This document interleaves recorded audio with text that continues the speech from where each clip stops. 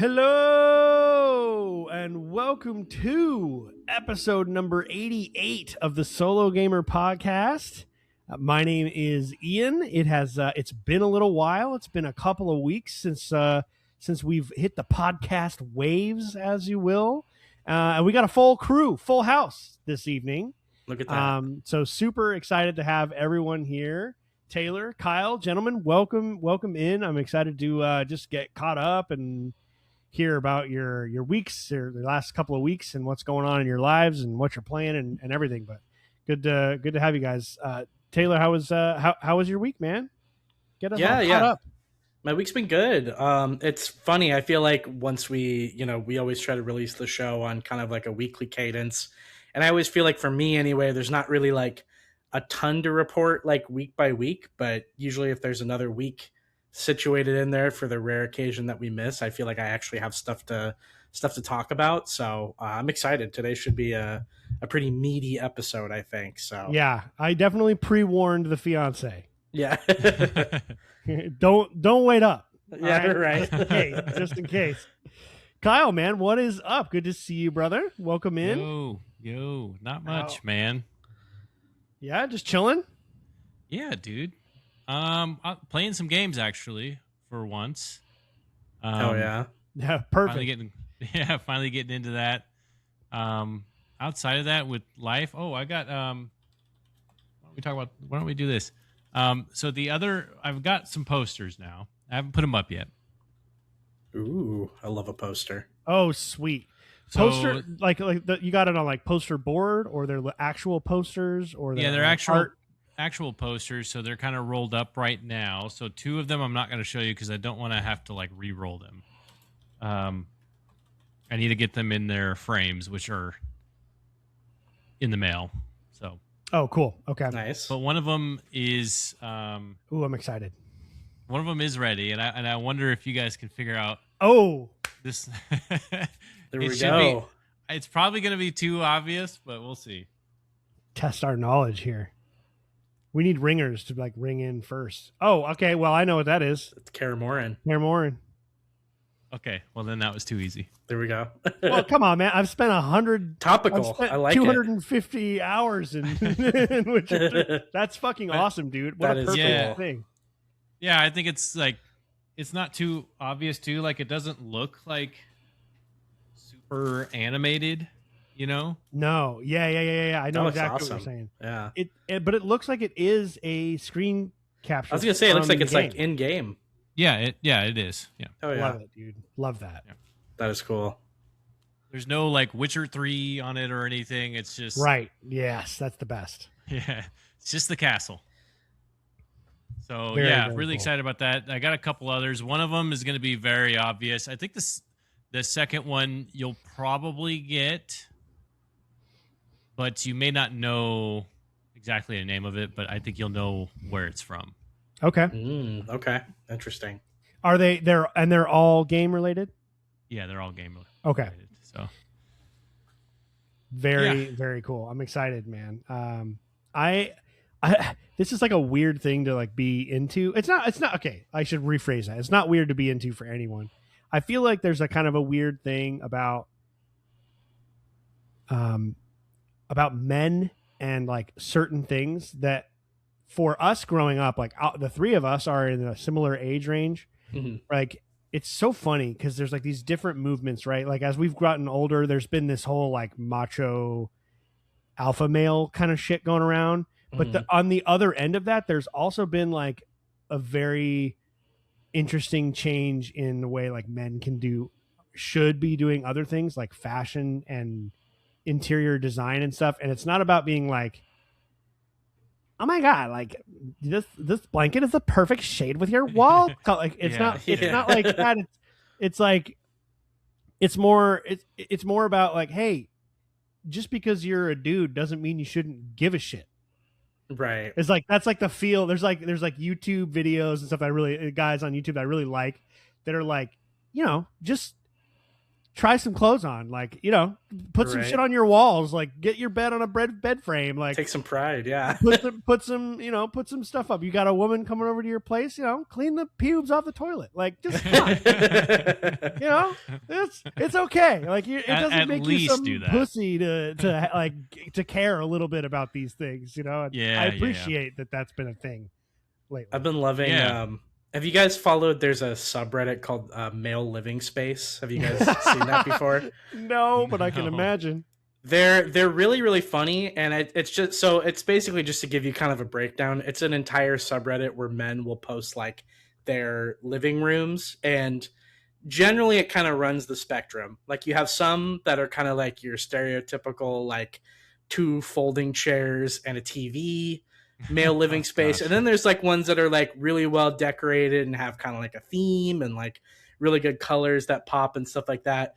But me and Anna are always laughing about it because there's like become like a trend on there now. Like if you post your living space on there and it looks really, really good, like it's become a tradition to mention like, you know, oh, I'm a 36 male, not gay. Like, you know, so like they know if they see a really nice place and you're not gay, like, wow, it's really impressive, you know, like kind of thing. So we're always laughing about that. Yeah, it's so funny, man. It's so funny that was the thing. But Kyle's, we've seen it. We haven't been over to your place in a little bit, but like you were sending us some pictures. You got some furniture. Like it's looking good, dude. It's looking really good in there. Thanks, man. Oh yeah, yeah. It's been kind of fun. You know, I think for a long time, something that I haven't really necessarily cared about too much, but now that I'm like actually getting my feet a little bit wet and, you know, kind of experimenting, not even just with that, but just with like clothes and stuff like that. Like, yeah, I was just at the store last night, at a couple places shopping for clothes, which I've never just done just to like look and see what's out there. I've never done that. I feel like the first time we did that for like the first time, not a couple years ago, like JC Penney or something, where we were having a good time buying clothes, which is just not something it wasn't really a thing for me for a long time until like I think until I moved to Seattle. What's so funny is like I remember when I lived in Phoenix, like I don't know, I think everyone there, especially for like 7 months out of the year, is so goddamn physically uncomfortable that there's like everyone's like, look, I don't give a shit. And like, I didn't care at all. And I was fine with not caring. And then even in high school though, like growing up here, I just never cared. I'm not talking about like high fashion. I just mean like, just like a little tiny minute bit of effort or thought into it. And I just didn't have that for such a long time. And then when I moved to Seattle, at the time I was single and dating, I was like, well, like people just everywhere you go. I mean, not all the time. You might go to the grocery store and someone's wearing joggers or whatever, but for the most part, like if you're out, like everyone is dressed and like, it's like, oh wow, okay, this is like a different, it's a different place. And I just felt like maybe I should do that. So I started like kind of getting into it, and it's fun. I don't wear super nice stuff all the time, especially because I keep going up and down on my weight, and I try not to buy clothes that I gotta be getting tailored for a suit here in the next couple of months. So that's right. That's the next big thing. So anyway, it's just funny. I like thinking about those things, and I love coming up every time I've moved into a new place. I'm like, I can't wait to put this here. I'm not even good at it. I just like doing it. Yeah, it's fun. yeah, it is fun. I'm excited to see. To speak about the clothes shopping thing too, I feel like I didn't actually get into that until I was in like my late 20s. And then it kind of dawned on me that like there is such a thing as like you have different wardrobes kind of like depending upon the season. Because even growing up, like for me, clothes shopping wasn't always the most fun, just because like, you know, I'm a bigger guy. I've kind of been a bigger guy for a while, so it's difficult to find something that like looks really good and is comfortable, you know, and those are like the two most important things. But it wasn't until I got older where I actually had fun with it, and I was like, oh, like I found clothes during the summertime that are like form-fitting and comfortable, but also like look really good. So I started getting like button-ups and stuff like that with some like above the knee kind of cargo shorts and stuff like that too. So yeah, it didn't actually get like fun to me or even really like make sense to me until I was like, 27 or something. So it took a Feels while. similar. I feel like that's kind of true for all of us. So maybe that's just a thing. Yeah, dude, Yeah. for Maybe the that's longest just time a I part of growing up. subscribed. I forget the name of it, but I subscribed to some sort of clothing thing that like sent me a box of clothes, like because I was just like for the longest time I don't care, but like I want to look better, but I also don't know what the hell I'm doing. Those And things are so, great. I remember Yeah, they you are. doing that. We both did it, but it was two different companies. Yeah. Because I did Stitch Fix, Yes. and it was pretty expensive. And so I didn't always buy all the clothes. But even the couple months that I did it, I learned a lot. Right. From the way like because you would get a quote unquote like designer, like someone Mm-hmm. and you would tell them the kinds of clothes you like, just select all these options or whatever, and they'd send you stuff. You liked it, you send it, you keep it and buy it. If not, you send it back.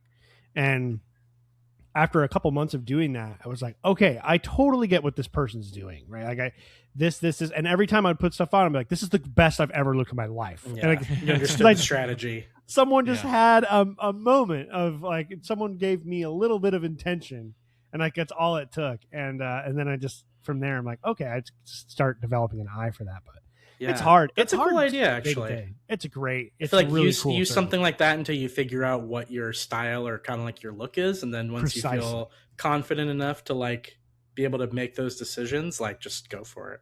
Yeah. That's why, I'm really liking going to like Ross or Marshalls, or if there's like a TJ Maxx or something nearby, like somewhere that's like kind of that like second hand ish store where it's all really cheap.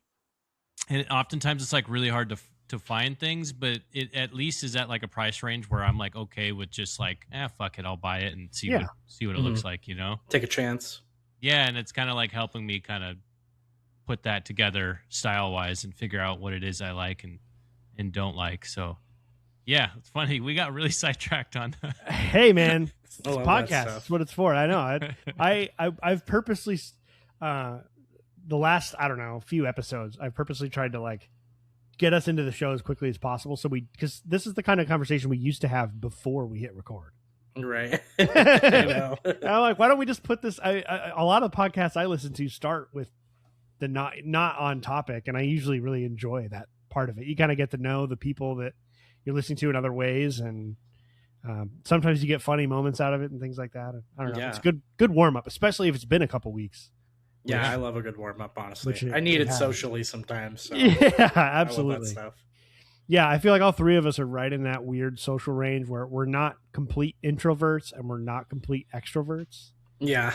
It's like you're kind of in that weird middle place. It's like oftentimes if I find myself in some kind of public or party-ish setting, I'm kind of like I'll find one or two people that I know and kind of just stick to that area unless something happens that brings me in. Someone's doing an activity or there's like a game or whatever. Right. And then you start talking to people and like that's like you're in. Or an icebreaker.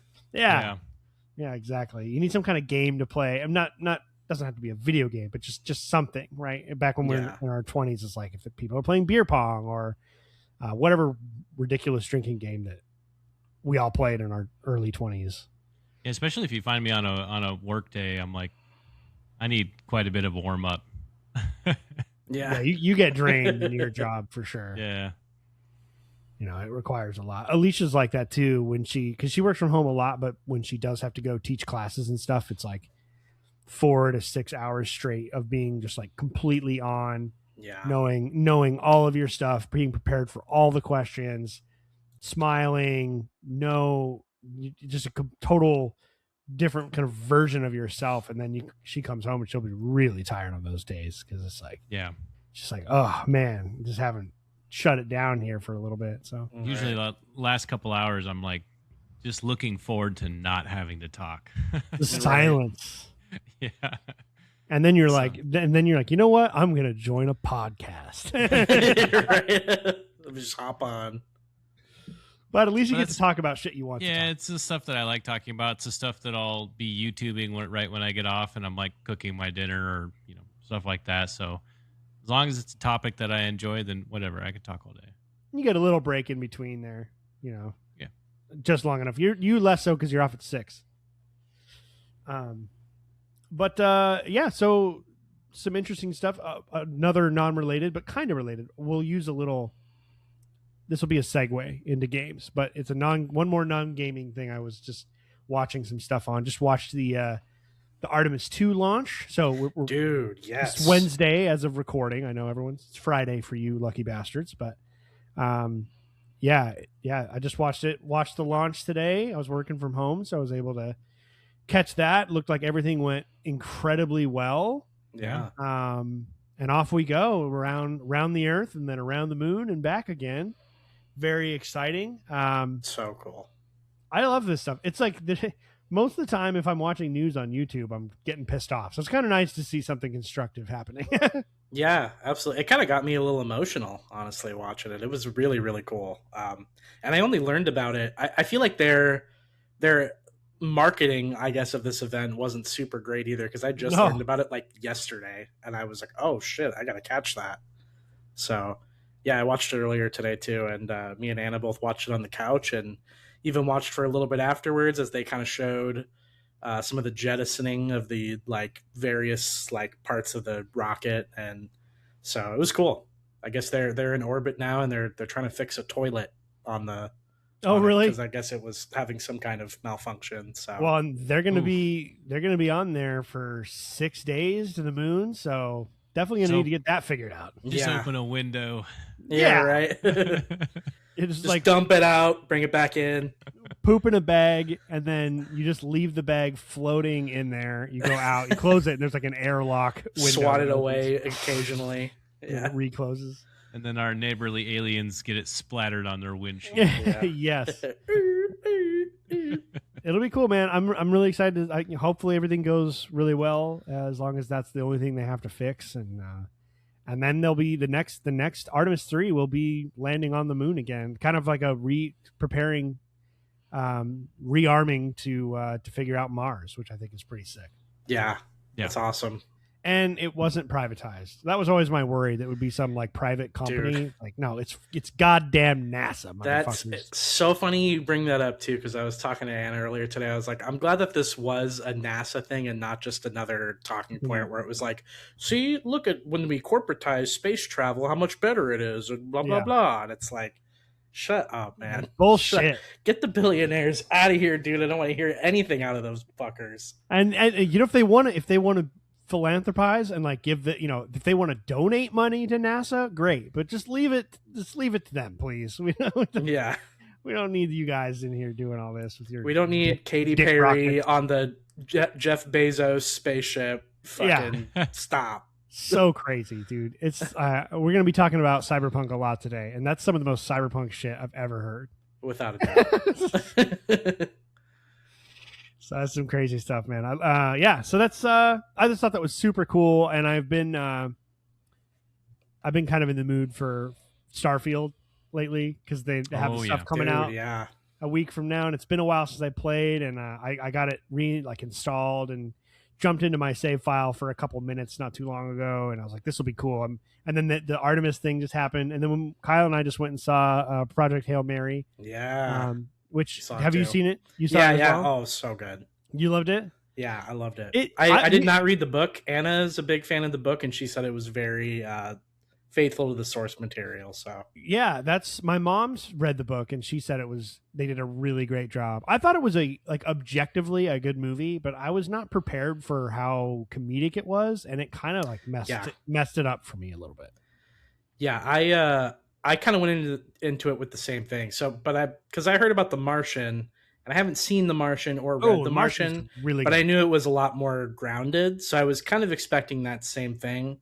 But, like an hour into it, once you get like the tone and what they're going for, I kind of felt like right into it, I don't know what it is about movies. Like I like a comedy, and I think levity in a movie that's otherwise serious can be a really great thing. It's very humanizing, and it's real, and Let's people be purposeful too, though, and purposeful, well thought out. This started. It's good. So let me just start by saying the movie I think is objectively a good movie. I am discerning or sort of distinguishing between what I think is good and or bad, and like what I just personally like and don't like.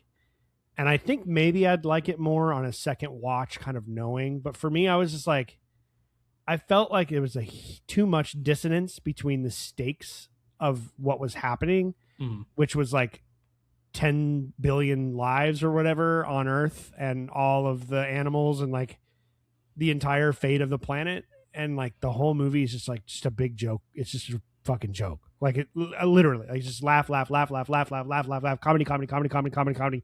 Where it's just like, I said, like, are we like ever gonna get some like actual drama in this thing? Like it was just weird. I just kept waiting for it to kind of start to take itself seriously at some point, and it never did. And so there was this, I was struggling the whole time with being like, okay, this is a comedy, this is not anything other than a comedy, straight up, like it's like a buddy comedy movie, a very good buddy comedy movie. So I think maybe I need to rewatch it again when it comes out or something like that, with the right mindset, and really appreciate it for what it is, because I do think it was well done. But I was almost going in expecting more, something along the lines of like The Martian, which has some great levity, but it's very human levity and very believable in the moment. And it's still very serious. And all the characters are really concerned about the man who's stranded there, and they are really worried about it. And the whole world is captivated. And it's very like, you feel the stakes, like how invested the universe is in his survival. Yeah. And there's moments where he's there by himself and surviving, and funny stuff happens because he's just getting along by himself, trying to figure stuff out. And they do a good job of making it, but it never felt like this is just like a knee slapper, you know? It's right. Like, it's still a real story, like a real, it's like, I think maybe I need to rewatch it again in a few months or something like that. And maybe I'll like it more then. I wanted like a rival. Yeah. You know? It's definitely got like that feeling of like, I felt like at moments that I thought I might be watching Guardians of the Galaxy. Yes. Yeah, it was quippy for sure.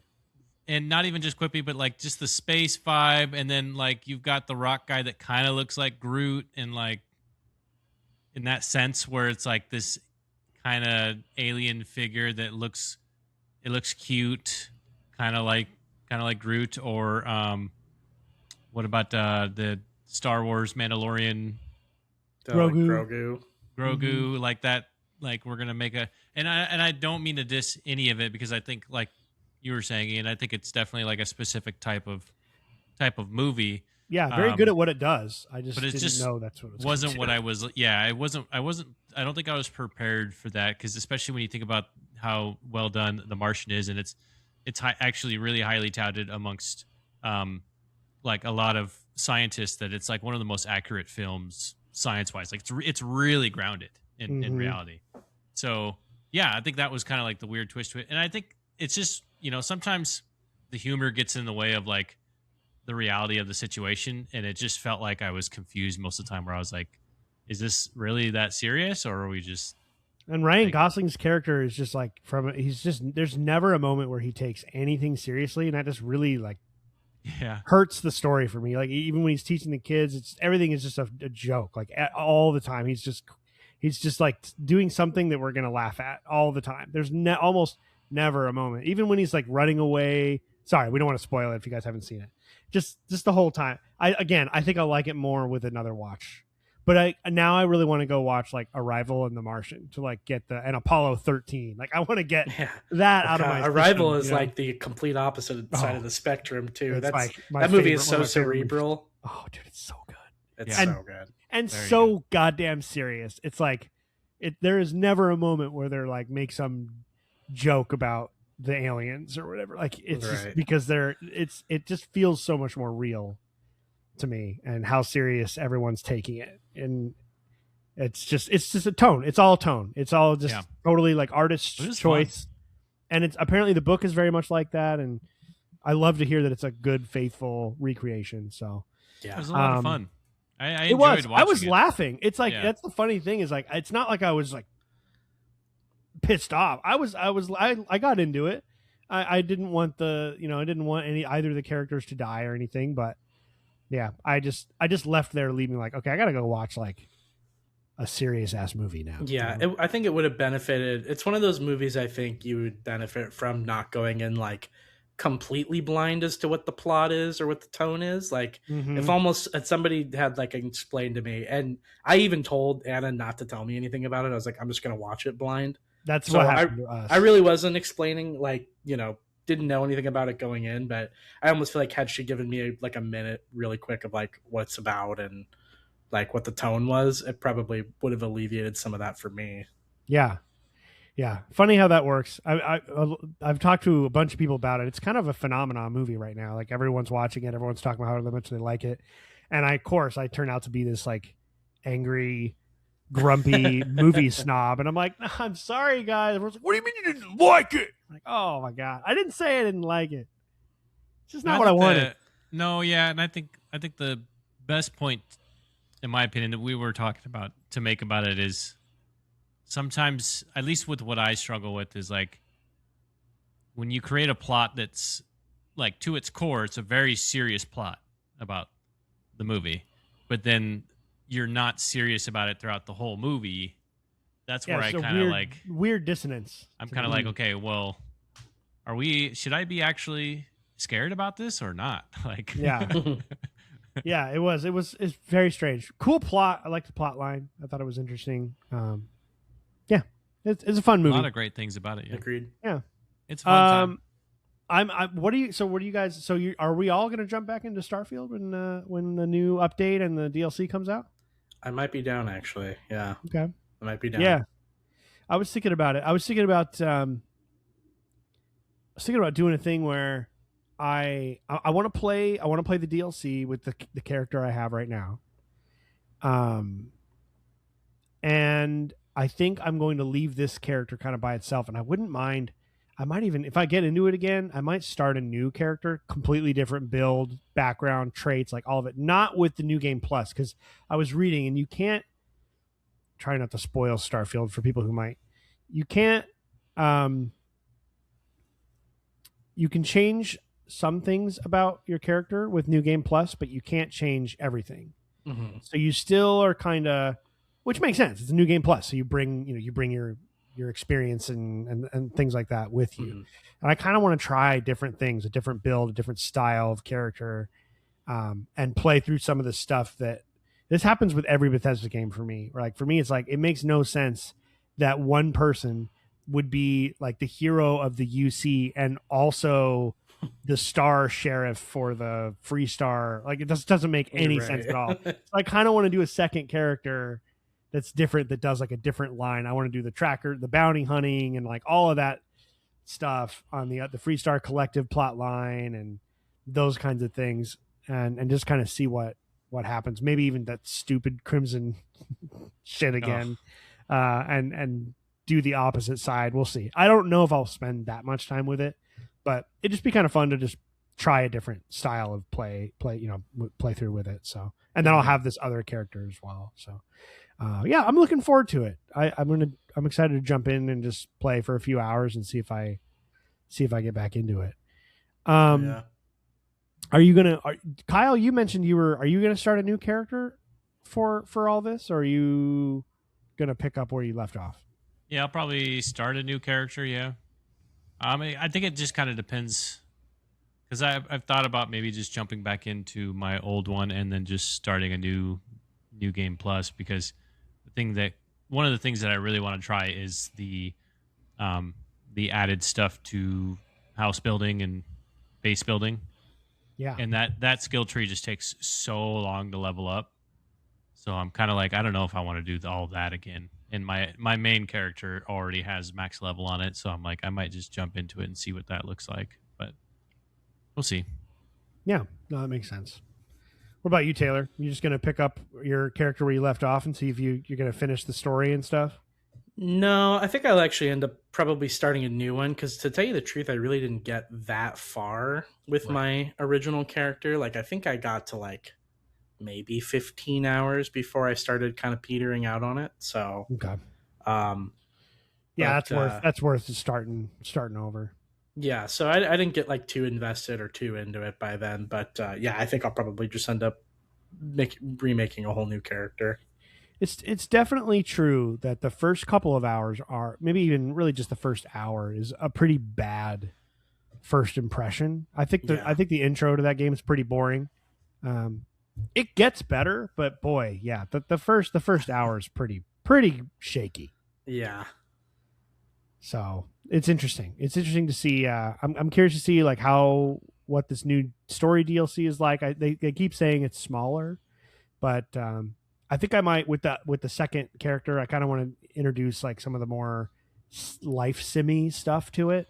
So like the make the damage, your damage is higher and enemy damage to you is higher. So there's a little more like quicker kill, and I think you can even put in like survival mode with like having to eat and all that kind of just sort of like life sim stuff. Yeah. And I feel like That could be interesting.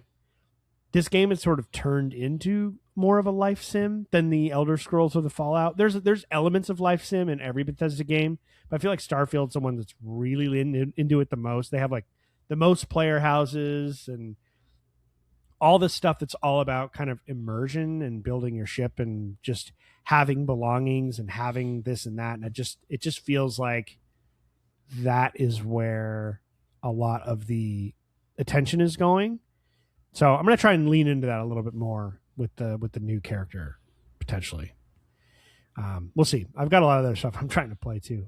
That'd be cool. I think for my playthrough, I would probably, because I think my biggest downfall maybe with my first character was I just kind of was like mainlining the main story, and then I kind of got to a point where I was like, well, the main story is really not all that great. So I think now for this second one, I'll kind of put the main story kind of on the back burner, and then maybe do some of the side content. Yeah, heck yeah. No, I think that makes. I think the best part about the game is really just the base roots RPG of it, the leveling and The mechanics. yeah, and upgrading equipment and weapons, and I think that part is has always been really good with Bethesda. But so that part's I know is going to be pretty good, especially if they have some new stuff that they're implementing to toy around with. That part's going to be fun. Yeah. But yeah, I think the only thing I dread is just getting through the storylines to like level up and stuff. And Yeah. Yeah, I'm curious to see the rest of the game that I haven't played yet, as far as just like the main faction quest lines and things like that. There's only a couple. I haven't done like the Ryujin or the Freestar Collective. So might do a few of those and go from there. We'll see. Taylor, I know you've got a lot to say in your what you've been playing. So I'm gonna have Kyle go first because I'm not sure what you've got going on over there, Kyle. I'm glad to hear that you've played some more games this week. So what do you have cooking, man?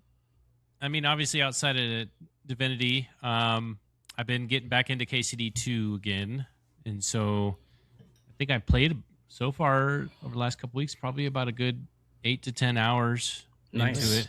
The chunk.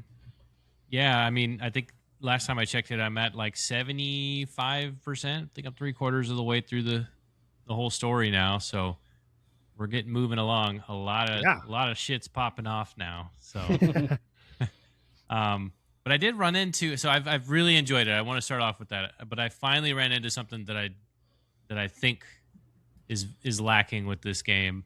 Was a bit of a downer. There's, I'm not gonna ruin anything, but eventually you will get involved with some larger battles, and it does get a little bit kind of wonky with the interaction with characters and like trying to fight like multiple people at once while you've got multiple allies, and there was a lot of times where I was like swinging and my sword was like going through people, but it wasn't connecting and hitting. So it was really starting to irritate me.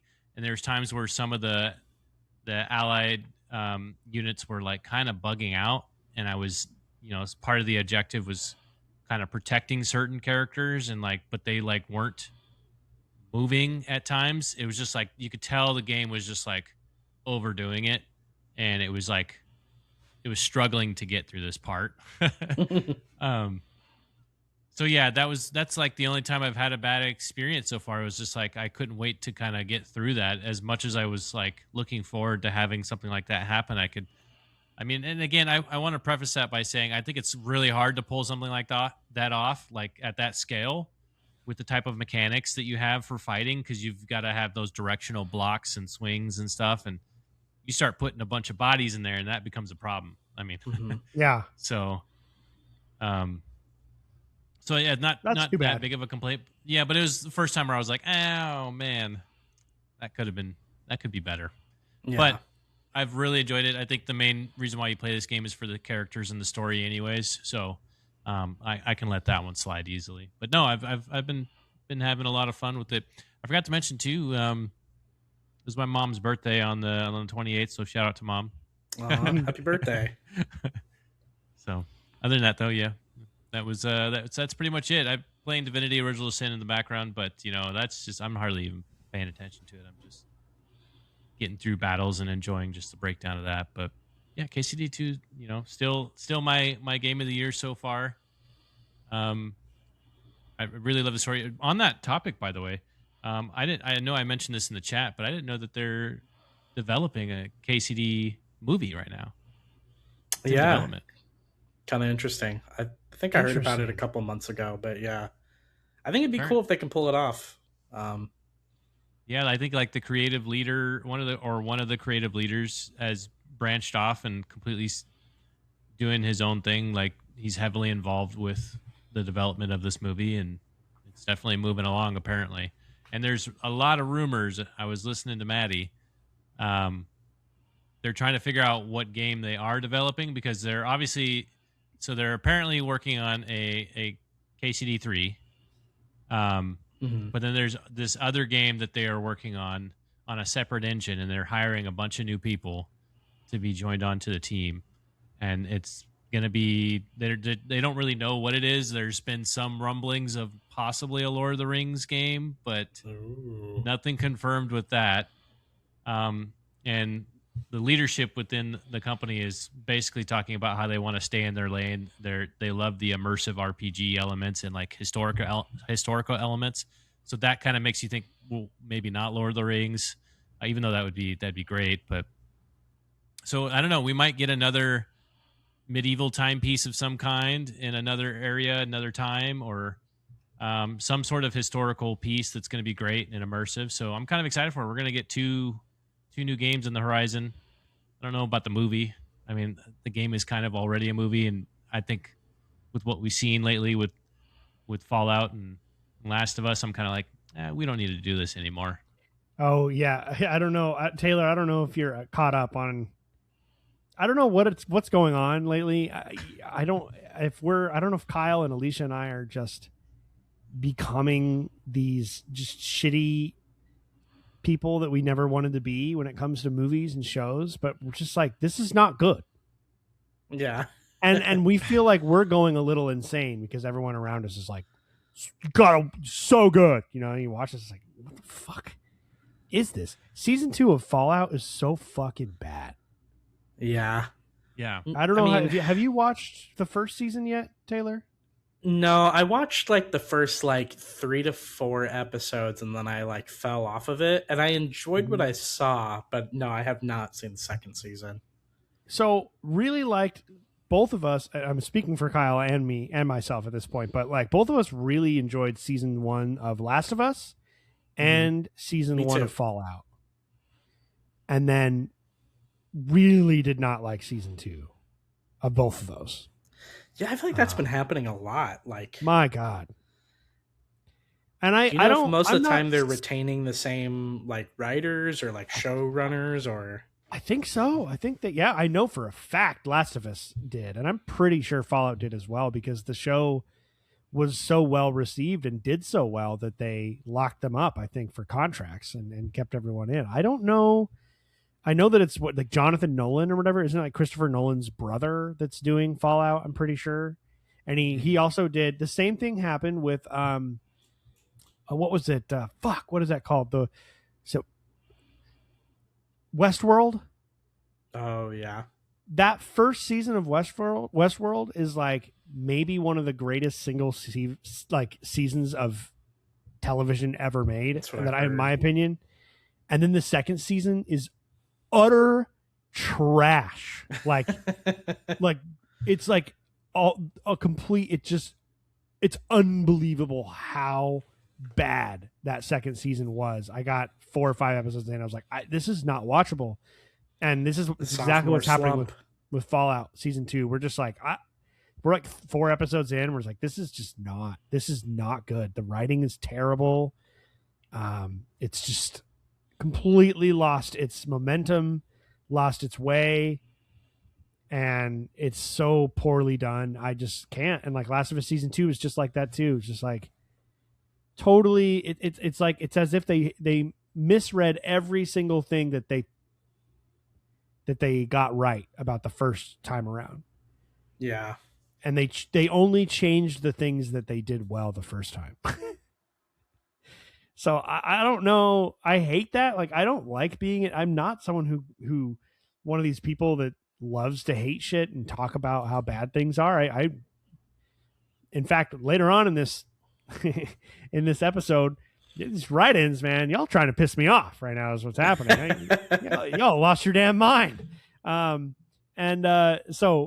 for the I'm going to be the one defending stuff later. So it's one of those things where I don't know what's happening. I don't know if I'm changing, but I mean, Kyle, I don't know if you have anything else to say. It's just horrendous, man. It's tough. Yeah, dude.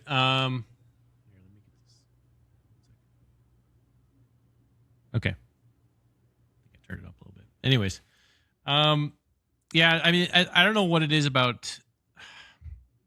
So specifically with Fallout, the second season, what we were noticing, and this happened early on, like episode 2, there was a really real problem. And I'm not going to get into the details of the episode because we don't want to spoil it. But, you know, one of the main characters, like their entire, you know, character arc in the beginning is that they come from a vault. And so they have that kind of initial, like, you know, they're a little bit naive and not really sure. They don't really understand how the outside works, you know?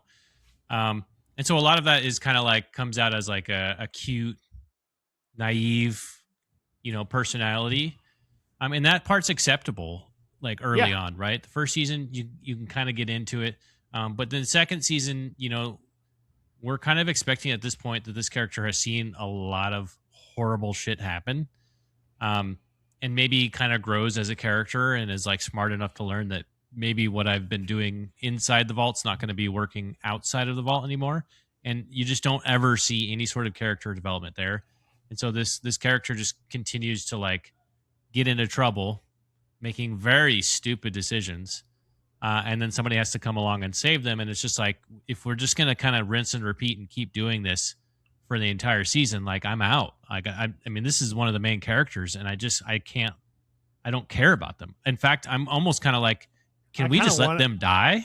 I want them to die because it's a huge letdown, because the cool thing about the Fallout games is that there is a morality system in them. Not so much like a BioWare KOTOR where you're going to end up being evil or being good, but the game does note your reputation and how you treat others and the decisions you make. Your standing or... Yeah, for sure. And there is something extremely interesting about telling a story and creating a character who believes in moral good and is doing what they can to continue to be morally good in a world that is just kind of evil out of desperation and survivalism.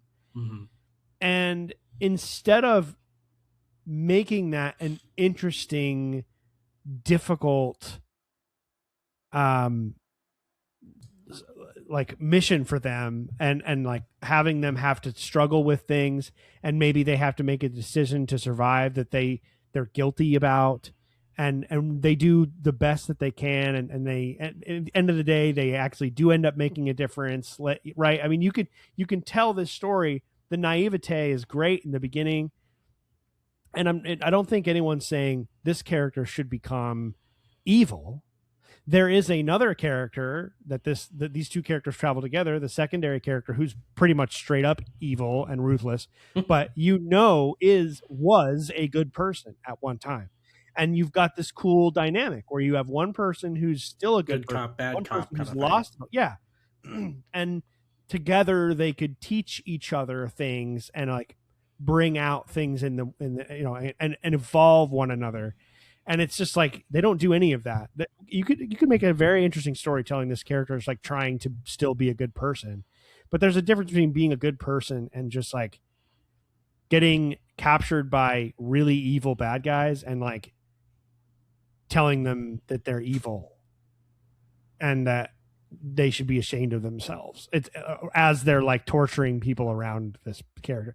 It's just like really lazy, poor character writing. And there's more to it than that. It just doesn't feel like it's going anywhere. Another thing that I know we have to, we're already like 45 minutes in. We're all over. Another thing that they do is like, I'm just getting really fed up with like the celebrity casting. Mm-hmm. And I don't mean like well-known actors. A very good actor. I mean, you could put Meryl Streep in this, and she would disappear into a role, right? Because she's an incredible actress. Or name an actor.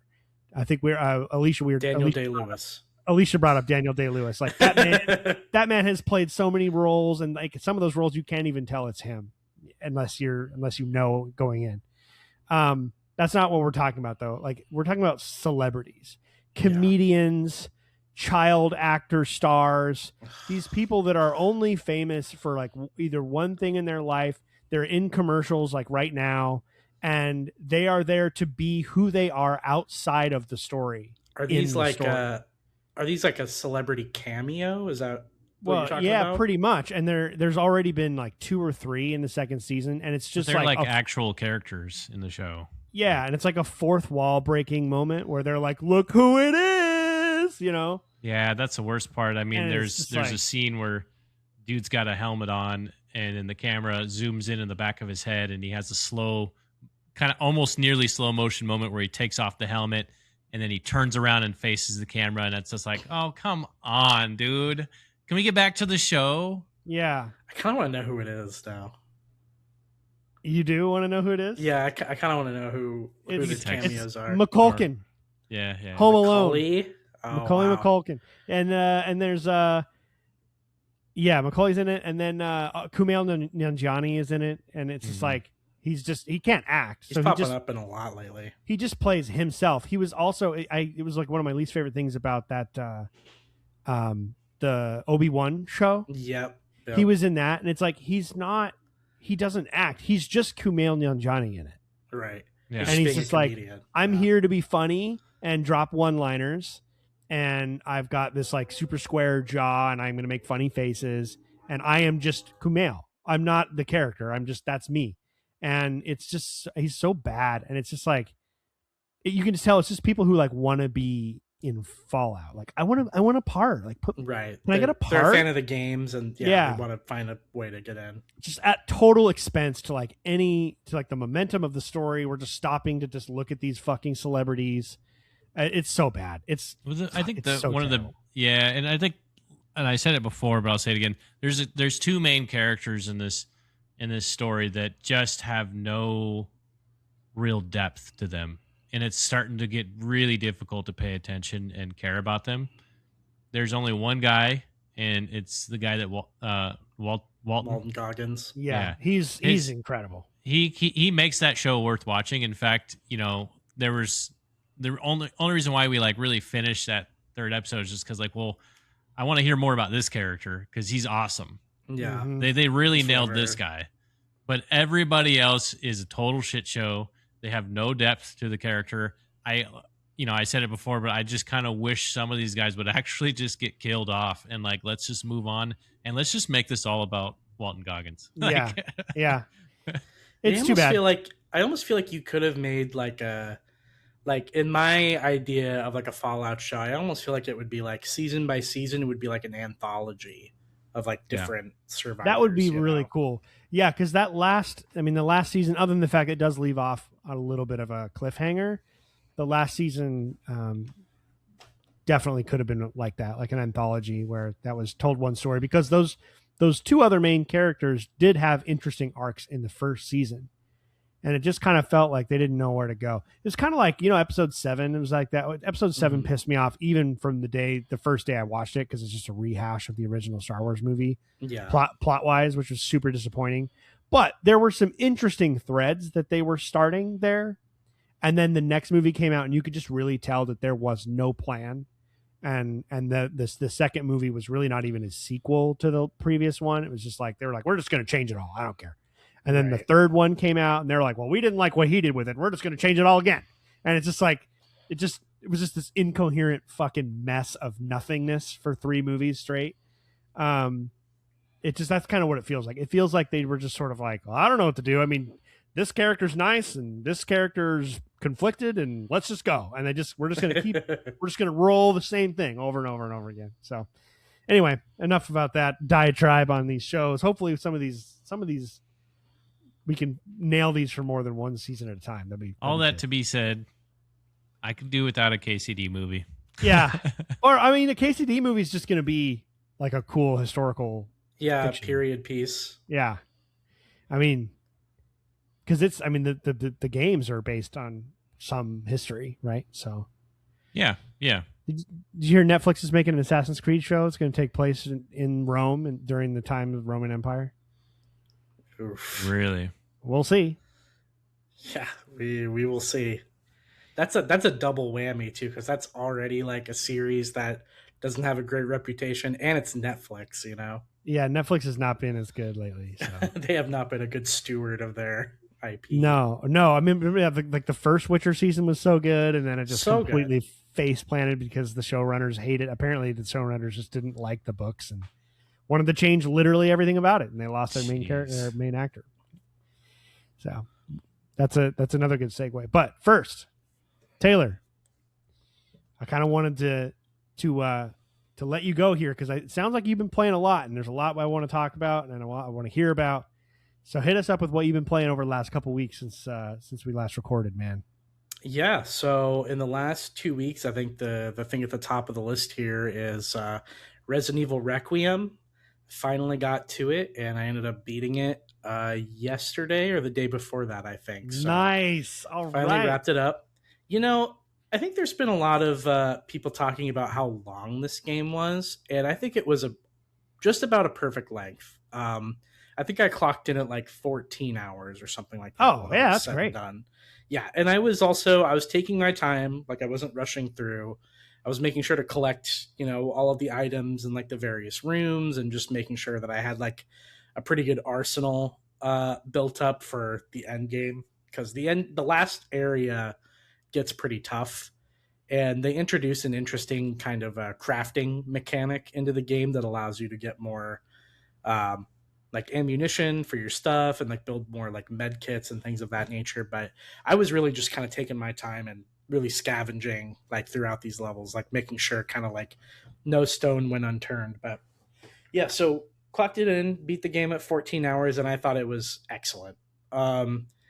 It's one of the rare times where I feel like, we talk about like all of these TV shows and stuff like that, and how it seems like it's been really difficult for a lot of games and TV shows to stick the landing recently. And I feel like Resident Evil 9 kind of caps off like a really, really cool, like not caps off the story of Resident Evil, but I think it acts as a really nice send-off piece for that like saga, while also kind of passing the baton on to kind of like a newer generation of Resident Evil fans, and acting as a love letter to kind of like what came before. I think it's kind of all of those things sort of rolled up into one really, really cool package. And I think I remember several weeks ago we were kind of talking about my fear of this game, and sort of like how it was sort of one of those things where I could see it going, really badly, or it could be really good or really bad either way, right? Especially with like the different changing of perspectives. You have Leon, whose sections are kind of more the third person action style, and then the Grace sections, which are more the first person survival horror, and they blend it seamlessly.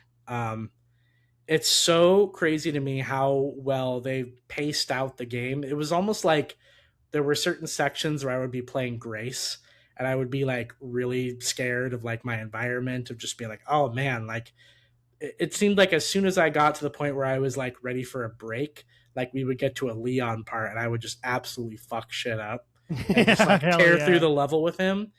And then likewise, once I got to the Leon parts, I'm like, okay, well, I'm ready for a slower, more like, evenly paced sort of section. And then we would go right back into the Grace section. So it seems like they almost fine tuned every section of this game to be like, just as soon as you feel like you hit the point where you're ready for it to kind of switch perspective and do something else, it caters to that sort of play style. So you get like a good like 2 to 4 hours with each character, and it sort of like ping pongs back and forth between those in a really really cool way, that I think makes the game like very very brilliantly paced, which I thought was like a very difficult thing to pull off that they absolutely did. So um, yeah, the game has a really really cool story. Lots of callbacks to a lot of the games in the series, but I would say the only two that I think I picked the most out from were probably from the first Resident Evil and then the second Resident Oh, Evil. interesting. And I would say the lion's share of all the callbacks and stuff come from the second game. So like if you are somebody that's played the Resident Evil 2 remake, like I think that this is going to be like perfectly at home for you if that's what you're looking for. So, and then the first one has some references pulled from it as well, but they're not like consequential to the story in my mind. It's kind of interesting because it sort of reminds me actually of how I felt when I first played through Metal Gear Solid 4 Guns of the Patriots. It's kind of a similar style game where it's sort of like a love letter to the fans that have been around for a while, and maybe even some of the ones that are new that are kind of getting caught up. Because it just acts as a really nice love letter to the series and for the fans that have kind of been there since the beginning, and even some of the newer ones if you were like just now playing the remakes and stuff. So I thought they did a really good job at like getting people invested. I think one of the beautiful things too is that like with the way that like everything ends out, like I've already seen like a lot of people going back and like playing through some of those older entries and like kind of playing through the series in order. Like I kind of felt the urge after I finished Requiem where I was like, damn, I kind of want to play through the series again. Like it's just such a fun horror series to just kind of go back to and play through. But ultimately, I think I'm going to move on to some other stuff. But I know at some point in time I'm going to go back and platinum, some of those older entries because, man, what a series! I can't wait. I'm excited to see what they do with the series, kind of moving forward, and if they'll kind of retain that style. Like, do we get third person entries and first person entries, or are they going to be mixed together as we continue on? It's an awesome game. I mean, we're really early in the year so far, and I've only played like that one game from this year, but I would be surprised if Requiem does not end up like in my top 5 of the year, or even like top 3 when all is said and done. It was really, really well done. I loved it. So I'm so glad to hear that, dude. I mean, I've been hearing that from everybody, but I was really waiting, and we haven't really talked about it outside of the show at all. yeah, Just kind of saving it because I remember when it first came out, you weren't really able to get a hold of it immediately, and so it's cool. It's really cool that that it lived up to the hype. Do you feel like it does a good job, and without any spoilers? Like, it's not. You mentioned the phrase like a love letter, but does it rely too much? You feel like on the fan service, or does it stand on its own too as an entry in the series? no, I think it stands alone perfectly well. I think that there's enough there that's not entirely consequential to the story that like even if you don't understand the little in jokes or um, some of the references, like um, they're kind of some of the things that you can easily pick up even if you haven't played the older games. Like certain names, right, that have been brought up before, and so you hear about some of those names from like previous parts in the series, and you go, "Oh, okay, well, I know who that person is, and I know about this exploit of theirs." So, like, it just kind of makes sense. It makes it really easy to kind of connect the dots for somebody who hasn't like done like a super deep dive into the series. I think I'm gonna wait to play it until I can get the DLSS 5 style. Yeah. I'm kidding. Right. I don't have the graphics card for it, and I don't need the yassified Grace. Thank you very much. Right. The yassified. Yeah, that's been the term. So funny. Just give her a bunch of heavy makeup. Right, just cake my it favorite on. my favorite thing is that AI is like, I love how AI is basically like the worst kind of California tech bro. Like if you don't watch it, like I heard some stand up lately. I can't remember who that was. He's a really famous comedian. I'll think of it in a minute. But and he was talking about how he was talking with a in-law of his that's working for one of the AI companies, and like it's her job. Her job is just keep the Patton Oswalt. That's who it is. Oh, It's her job to keep the AI from going racist. Yeah. He's like, wait, hold on, what? Yeah, if you just leave it alone too long, because it only lives in the internet, so it just gets a lot of bad info and it just becomes racist. So we have to like make sure to continually make sure that it doesn't become racist. Well, that's what happened with, to the shock of nobody, that Grok AI that was on X or Twitter. Oh yeah. Like it became like horribly racist, and it was like, wow, this is the least shocking thing I've ever heard. Well, I love it's like the DLSS 5, runs this AI interpretive generative AI filter over textures, and of course it's like, all right, how do you improve Grace? It's like, she needs to be sexier. Right. It needs to be super hot. She's not hot. She doesn't even have any eyeliner on. Stupid bitch. Yeah. Put on some eyeliner before you go kill some zombies. It's like, oh my god, dude. Get the fuck out of here with this shit. It's just funny though. It just turns into like the worst broiest tech, the worst bro. kind of game. Right? Just if left to its own devices. Cool, man. I'm super excited to hear about that. I can't wait. I'm getting close, I think, to beating 7. In fact, I played some more of 7 last night, so I'm hoping that Cool. I'm on the wrecked ship right now. Oh, okay, you're like right at the end. Oh, really? Just okay. about, yeah. Just got to the wrecked ship. I think that's like the second to last like area. Interesting. Okay, cool. Yeah. So doing that right now, and then I know almost nothing about 8 other than like what was really popular, which is like Lady Dimitrescu, and you told me that it's not all in the castle and that there's like a factory in it, and that's all I know. Bunch of different areas, yeah. Yeah. So that's all I know. I will say 8 leans into the like not the goofiness, but I guess like there's a little bit more like ridiculousness in 8. Okay. Just to forewarn you going in. I think 7, they came out of the gate like semi serious, like more serious than Resident Evil kind of normally takes itself. Well, I 2, 3, and 4 I'm fine with. Like I think they're the perfect level of it. There's like a little bit of cheese in there, but they don't.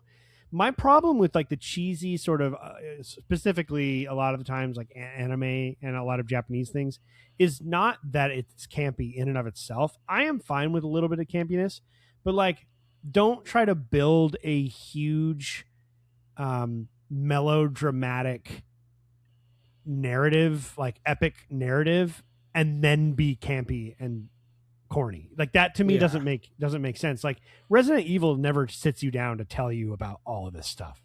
You're just picking up pieces, and Leon just says something like cheesy and you move on. Like it's very gameplay oriented, and it's like dude, so many good little Leon lines in this new game too.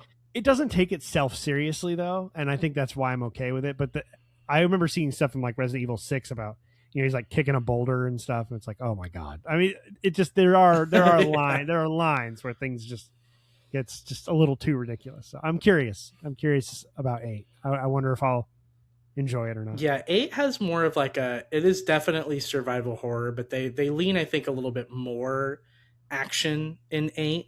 That's fine. So I'm cool with that. Yeah, I'm cool with that. I kind of, if it's going to be Ethan again and first person, like as much as I love the straight up horror of 7, it's just sort of like, I don't know, just so slow. And so if you're going to make me slow and shitty, at least being a little more capable will be good. I'll be fine with that. Are you playing Marathon as well? I am playing Marathon. Yeah. I'm right behind you here. So, dude, Oh God, we don't have enough time for all this, but I want to know, man. How long? How many hours you put in marathon? Tell us about marathon, please.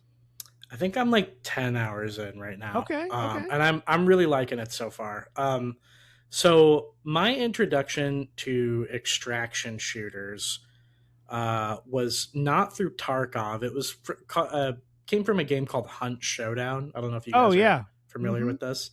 Um, one of my favorite multiplayer games of all time. It's so good. Like it was kind of like the real thing that got me sort of ingratiated into that genre. But basically, Marathon is an extraction shooter in all the same ways as Hunt Showdown. But I think one of the cool things about Marathon is it has more lore and background information thrown in there than I think your garden variety extraction shooter would normally have. And it has a really cool little gameplay loop. So you have all these different levels or these like areas that you sort of drop into. And a lot of the game is going in and getting supplies in order to do various things. Like there's different crafting materials that you have to go in and get that could expand your inventory. You can get different guns. You can get different little lore tidbits. Like there are like files in the game that you can kind of hack into and get more lore information. And it all kind of sort of builds into this like little marathon codex sort of thing. I don't think that's exactly what they call it in the game, but essentially there's kind of like a little lore codex that you build out. And by building out this lore codex, it actually gives you rewards. So you get into this interesting gameplay loop where you have a bunch of like sponsors who are sponsoring, like they're big corporations in this like cyberpunk universe, and they're like sponsoring you to go into the map and get back this technology from this like ruined human civilization on this planet. It's like a failed colonization effort, right? Yeah, exactly. And so in order to like recoup their investment, like the corporate sponsors are like sponsoring you to go in and basically act as like a mercenary kind of bounty hunter to collect their stuff for them. So you get involved with these 6 factions in the game, and they're all like different. They all serve different purposes. Like one of them is like a food company, like the future. Nutrafol or whatever, or New caloric. New caloric. Yeah, dude. Yeah, I'm so into this shit, dude. I can't. It is really cool. I love Bungie. So you have these contracts that you get through these various little corporate entities that you'll like use to go in, and you're gaining a little bit of story each time. And each corporation is like radically different. Some of them aren't even really like a corporation. There's one that's kind of just like a mercenary, like rebel group that also will sponsor you to go in. And there's a PvP focused one that's just all about like bloodshed, and it's like you're just a straight up mercenary. Like we want to sponsor you to go into this map and just kill as many other shells as you can, basically, and then we'll give you rewards based on that. But and they all have little cut scenes that kind of introduce them, like you, to the other factions. So it's really really cool. But it just has an interesting gameplay loop where like you're just going in, you're dying, you're learning a little bit more about the map, you're learning a little bit more about the weapons, and it kind of becomes this slow build process to where you start to really get competent or really good at the game. So I think it's really good. I've had a lot of fun with it. I've had a lot of fun just playing by myself too. I've probably, out of like the 10 hours I've played it, I've probably played with a squad like for 3 or 4 hours, and the rest of the time I've been just by myself dropping into maps. And it's a really cool environment. Like I think they make it almost have kind of like a horror element to it. Like you're kind of by yourself, you're a little bit scared. And when you run into players, I haven't played with any of the like proximity chat on because I don't want to deal with it.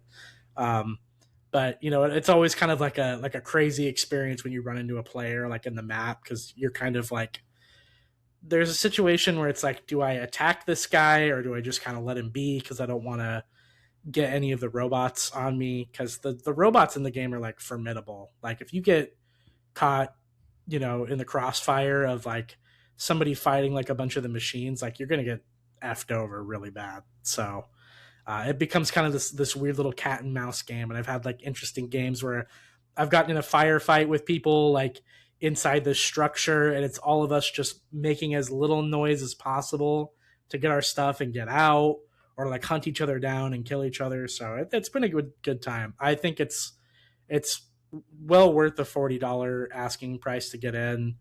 Um, it's a Bungie shooter, so it feels fun and frantic, and just like the weapons feel like they pack a punch. It feels really good. And then the art style is just so cool looking. It's like this weird. I love the art. The art, dude. It's so good. It's like, it reminds me of like, it's got a little bit of Cyberpunk kind of mixed in there, but it also feels kind of like early 2000s, like Apple Macintosh kind of weird, like blocky, like neon colors and stuff. It's really interesting. So yeah, I've had a lot of fun with it, and we should absolutely play it if you guys are down, because I've been kind of addicted to it.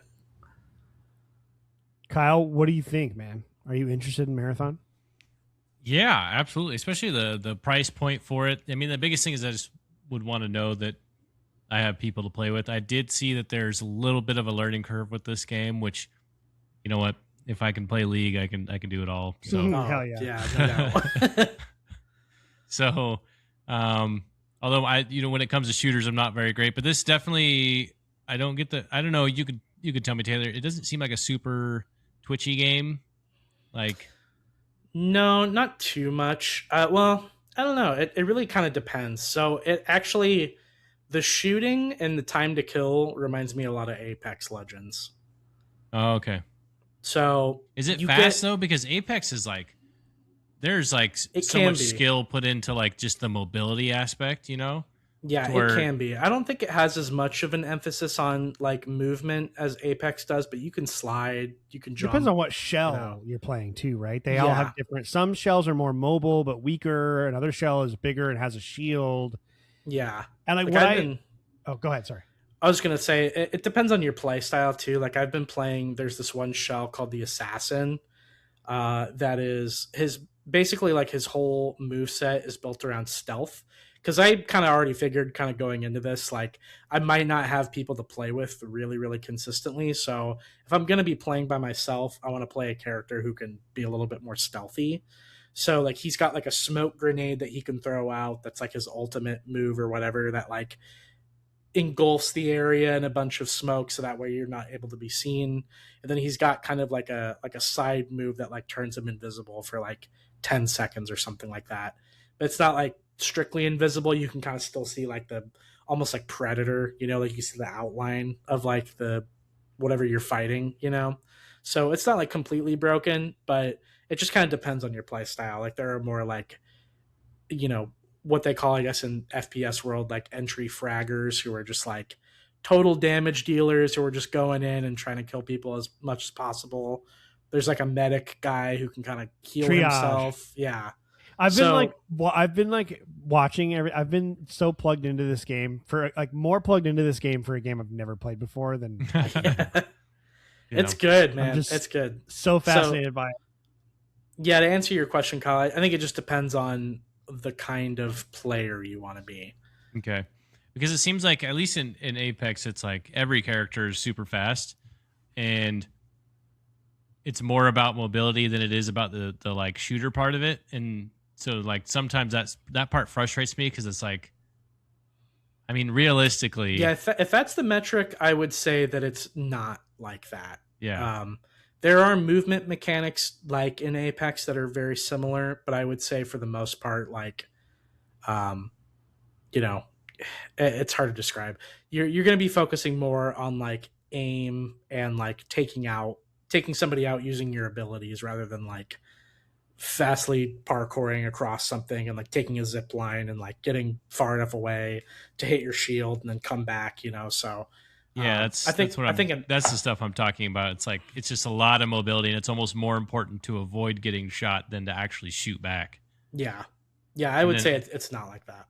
Yeah. Okay. Because that part is like, just makes it not enjoyable, because it's just constantly like, well, where'd they go? And then now I've got to hide. And that's why I've like, with Apex, I've just not really enjoyed that aspect of it. And then it's just like a nightmare to ever shoot anybody, because everybody's like goes a million miles per hour. Yeah. Yeah, that makes sense. But I could just be an old man over here, to be honest. Well, and it's also not, I think some of the things that have kept me from getting, I'm realizing that something that's always been true for me, but I just never really thought about it until recently, is that I generally speaking, I am not a PvP shooter person. I've never been, like, I was never great at Halo. I was okay. I was perfectly competent, but I was rarely ever at the top of a deathmatch leaderboard. My KD was probably close to like 500. I died as much as I got kills. Nothing special, but I had great time with it because it was a lot of fun, and there was enough things happening that were good that even losing was still fun. Yeah. And kind of what I've been getting from the community that is really in love with Marathon is like, I've heard from a lot of people that I listen to or watch on YouTube that are similar. Like, they're not huge shooter people. They're not huge competitive people. And they're like, yeah, I get my ass kicked all the time. And their reaction to their getting their ass whooped is like, I can't, I have to get back in there. Like, it's not very punishing. Yes, if you go in with a bunch of great gear, you can lose it for sure, but you can get it back pretty quickly. And they just do a good job of nailing the balance of, we were so close, but this happened. And like that, if there is there's a skill level involved. If you're on a team and someone else is on a team, or you're solo and you both walk into the same hallway aiming at each other, it's a skill based matchup at that point. Right. And I'll probably lose a lot of those, but the maps are designed in such a way that it's kind of about how you're going to approach things, and you can ambush and wait for them to get into a fight with the third team and come in and clean them up because their shields are down and they're hurting really bad. I mean, I've heard of teams that got through a huge fight with the AI, and then they also killed off another team of 3 players, and they were near dead. And one single solo player called there's a whole thing called a rook. It's like its own class that you can only play solo against other teams, and you can like pretend you can look like the AI for periods of time, and it's like a good way. You play as rook if you've lost all your shit lately, and you're just trying to like a scavenger bot, basically. Right? Yeah, like a scav, and you can just get in there and get some gear, and it's like a little bit lower risk and helps you get back into the saddle, sort of. And like I was listening to a story about a team of 3 that got through a hard fight, and then a rook came in and just fucking wiped them out. And he was following them the whole time, waiting for them to get into a huge fight and then be really weak so he could kill them all. And he did. Yeah. So there's like more than just the twitchy, like that will happen. There will be time where some sweaty ass like Gen Z kid is going to murder us for sure. Oh, for sure. But there's you will like die a lot happening most of the time. Yeah. And that's, but it sounds like they do a great job of making that almost like you want to get back. It's almost like dying in Helldivers. You're like, all right, get me back in. Like, know, and they do a good job of not making it feel like an utter, like you're just pathetic and you're destroying your team and everyone hates you for it. Like, that's the stuff that I never liked about those PvP games. Is just you're either just on your own and getting slaughtered, or you're on a team and you're like actually hurting your team because you're not good enough. And I like I think one thing I like about extraction shooters too, specifically, is rather than those like battle royale type shooters, is when it's an extraction, you've got, things at stake that make you think twice on, how it is that you approach a fight or interact with somebody. And so I like that aspect of like, okay, I see a guy, he could be a threat, but it might not be a good idea to engage here, So I like that aspect of it. It's not always about the fight and being mechanically superior. Sometimes being the smarter player will get you a little bit further ahead. So. Oh yeah, I recently had a game where there's certain extractions on the map that are like a free extraction. Like, you can go there, activate the portal or whatever, and then you have to wait like a good like minute or 2 before it activates so you can shoot back onto the ship. But they have little extraction points on the game where you have to activate like a wave of AI that will come and attack you like before you're able to extract. So I followed a team because I had like a bunch of good gear that I had like scavenged from the map or whatever. I followed this team all the way to one of those extractions, let them take care of all the robots that were there, And literally, as soon as I saw the portal pop to where they were going to head out, I threw a smoke grenade on it and then just like slid into it right with them. So that way they had no chance to kill me and just extracted from there. Nice. So there are those fun little moments where it's like, oh, I could use this to my advantage, you know, like, Yeah. So there's a bunch of cool little emergent gameplay moments like that I've experienced from it too. Yeah, I think it's for me. It's just like things have less to do with genre and more to do with like art style, vibe. You know, like the music is super cool too. It's oh my god, I'm so into it, dude. I love the lore. From what I've seen, I'm gonna like watch more lore on it. I also appreciate that it's designed in a way to be played either with a team or with solo, and it changes the experience. And you're not just like solo queuing in with two strangers. Yeah. If you want to play solo, then you're only playing against other solo players. Yeah. And so for me, it's like a lot of times I buy a multiplayer game and I never play it. But some of these games, man, Helldivers, like Marathon, it's completely and truly viable to play it by yourself and practice. Yeah. And then play with friends when you can. And for me, that's like always been a big bar for some of these, even these like multiplayer games that look good to me. It's just like it's a waste of money. I won't play it because we're all busy and it's tough. It's tough to get together for once a week to play for a couple of hours. So if I can play this game solo 75% of the time, and then when the stars align, we can get with some buddies and play it, like I'm all about it. I can't wait. Can't wait to pick it up. It's fun. I think let me know if you guys end up getting it, or Kyle, if you want to jump in, because like I would love to play with you guys. Yep. Mm-hmm. Yeah, I'm definitely. Yeah, I'll probably get it this weekend. You can probably get it on CD keys for cheaper too right now. I'm gonna get it on Xbox. I've learned that lesson. If I have to play a game on my computer at my desk, I won't play it. It's $33 on CD keys right now. Oh wow! For PC, $7. I think I'd rather just get it on my Xbox. But I also forgot to mention that I ordered a little something from Costco a couple days ago. Oh yeah, that should be in your what you're playing section. What do you got? What you got, man? This Friday I should have, which is kind of upsetting. It was supposed to be tomorrow, but anyways, this Friday I'm gonna have the Xbox ROG Ally. So heck yeah, dude. Oh yeah, it's awesome. I love getting new hardware. It was a long time since when I bought mine. I was like, man, this is the first time I bought new hardware in a while. Yeah, I'm excited for it. You know, I've got my trip coming up, and I figured I kind of want to get my hands on it and like mess around with it for a while before I had some great YouTube videos that kind of took you through like the best way to do the setup. I can send you a couple videos and just like go through the settings. I mean, I spent like a couple of hours messing with it just for fun at first and got the settings right, and now it's perfect. Yeah, it's closer to $600 at Costco, but it comes with 4 games. So you get Lies of P, Warhammer 40K, Space Marine 2, Starfield, and what was the other one? Something 9.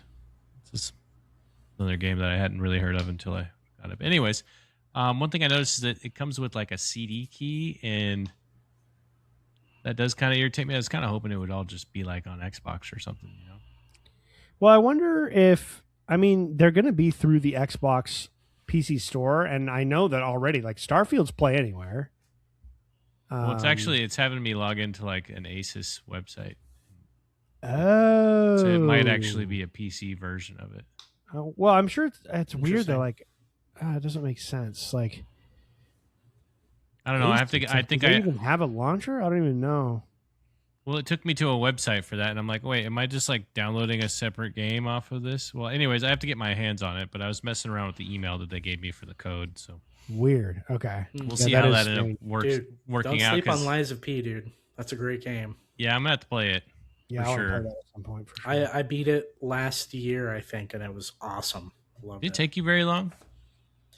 Yeah, I would say it probably took me a little less than 30 hours. I want to say. That's not that bad. No. Yeah, not too bad. There's some boss fights in it that are pretty hard, but yeah, it's so good. Definitely one of the best like Souls-like games that I've played. That's not from Software. You playing anything else, Taylor? Um, Outside of that, I'm still making some progress in Pokemon Leaf Green. Not too much to report here. I'm still trying to complete the Pokedex, and there's like two Pokemon in particular I'm trying to catch at the Safari Zone in there that have like a really low chance of spawning. Just got to keep going. Yeah, and I really want to catch them, but at the same time, like I've got 2 badges left, and then the Elite Four, and then I'm done. So I am almost thinking I might just press on, beat the game just to beat it, and then I can go back and do all the side stuff later. But Yeah, that's true. It'd be fun. yeah, so I'm almost there. I that one I probably should have wrapped up by next week too. So Hell yeah. Very cool. I'll be quick so we can jump into our topic. It's actually perfect. We're doing pretty well for time. Yeah. I finished Horizon today. nice, just in I've- time. I've Like been while we were super- talking. Yes. Yeah. Yeah. In fact, I didn't hear any fucking word you said. No, I've been super close for a while, and like last week was fucking nuts. Like we weren't home after work a single day last week. We went to Alicia's dad's house because she had some family in town. So Monday, Tuesday, and then Wednesday, or it was like Tuesday, Wednesday, and then Thursday I was at my dad's place, and we did dinner, and that was opening day for MLB, so we watched the Mariners game. Kyle was over for that at my dad's, so we did that, and then Friday we went to Alicia's mom's place because the family that was in town went from one spot to the next spot. We followed them, so then we were there. And then Saturday I had a gig with my band in Bellevue. So my dad came with me, and he had never actually seen us play before, so that was cool. Oh yeah.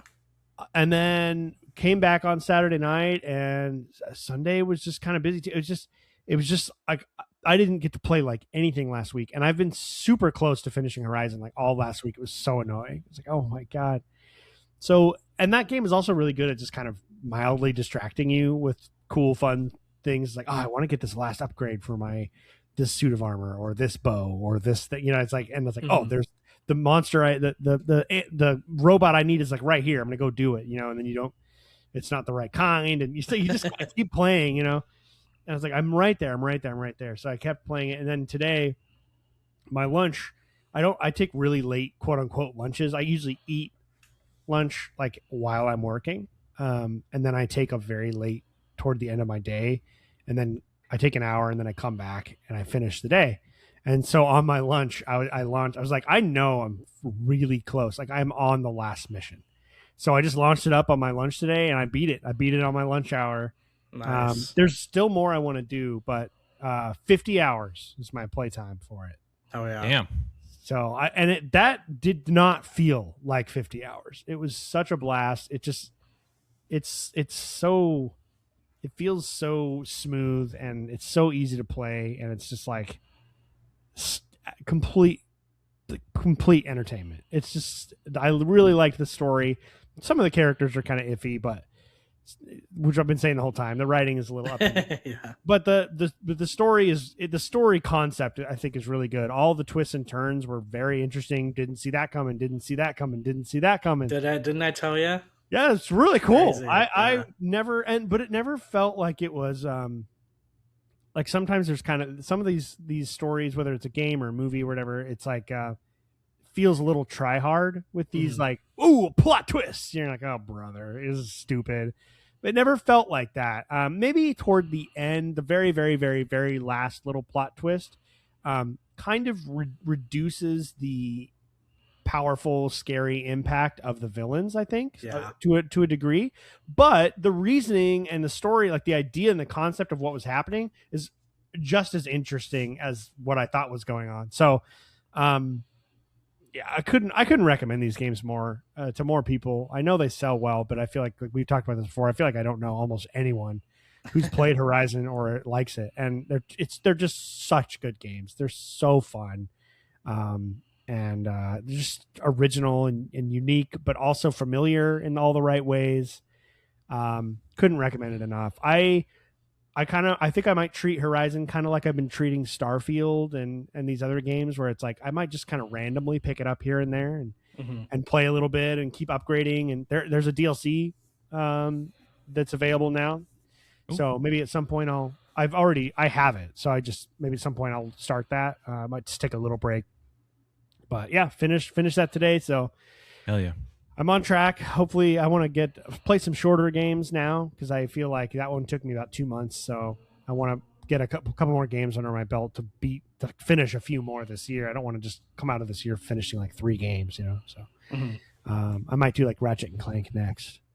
Oh yeah. But I will say the handheld though, it's changing things.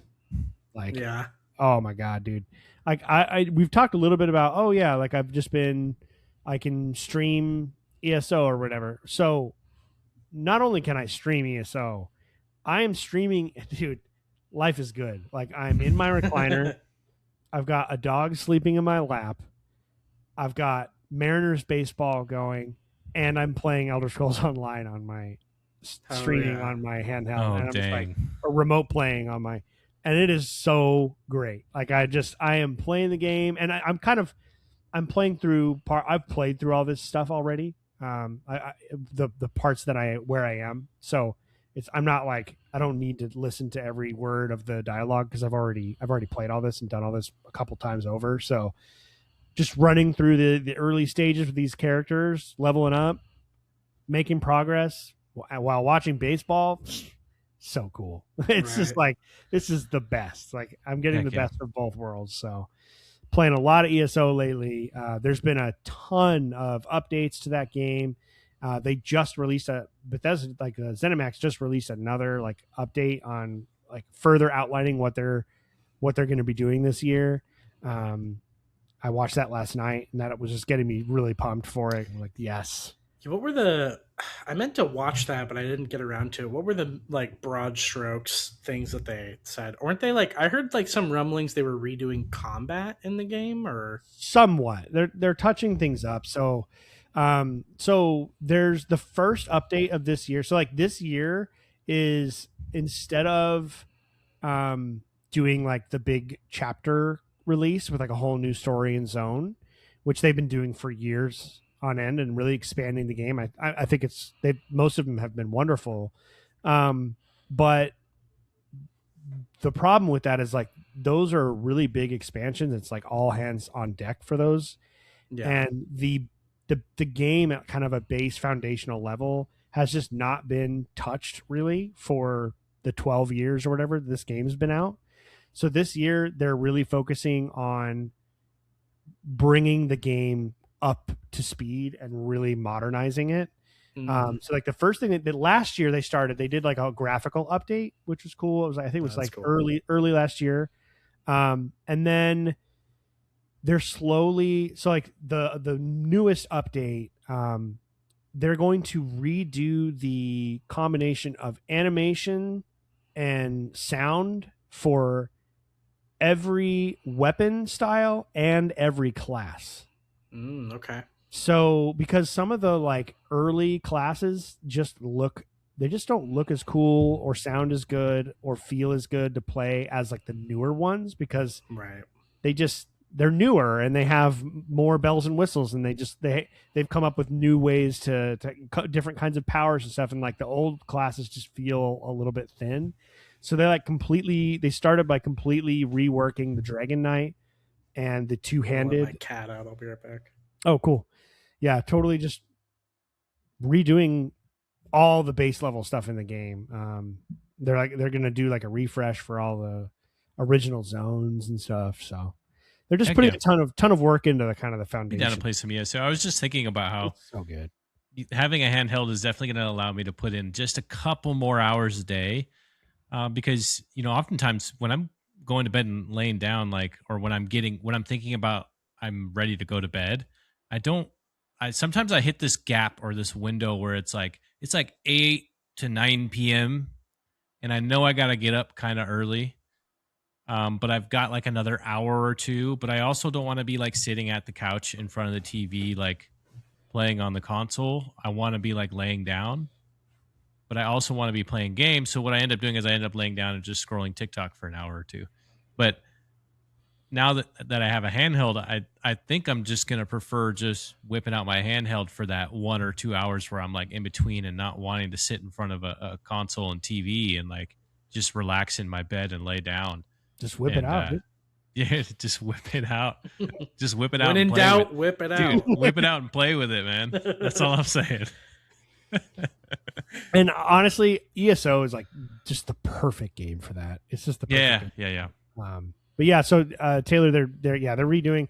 They've already redone all of the like sound effects and animations for two-handed weapons. Dragon Knight's like one of my character has a two-handed weapon, and it feels totally different. It sounds totally different. The animations, the colors, like all of it. It's just I don't know. It's just like small things they're just doing. They're going to add a difficulty level for solo play. That's cool. So the overland, you don't just breeze through the overland. That's really important. They're going to take the dungeons that have like their own storylines that are apparently really good and redo them to make solo versions of them. So solo players can play through some of the older dungeons and get that lore and story without having to have a team. So that'll be really cool. Just tons of just quality of life is like what this year is all about. They're just going to really, really go after it. And then they released the date. June 2nd is when it becomes officially Xbox Play Anywhere. So I can play my Xbox characters on my handheld, download it on my handheld. Oh, yeah. So that is for me like, yes, please. Like that's what I want right there. So that's awesome. Very excited about that. Yeah, that's pretty much, we've talked about Resident Evil already, and that's pretty much it for me. So now that we're an hour and a half into the show, we should probably start the topic.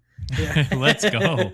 The cool thing about that though is that like when we did the Bethesda one, we had so much to talk about because it was like we just wanted to talk about Starfield, and then we got into all of Bethesda's games, and then we got into Elder Scrolls 6 and their future. Like I feel like CDProjektRed is a little bit more linear of it. I mean, there's really the path is straightforward and what we're going to talk about. So I'm sure it'll be a little bit, but I've been looking forward to this one. I like this idea of kind of do these State of the Unions. That's kind of what this title of the episode will be: State of the Unions. I almost call it Cyberpunk. CDProjektRed.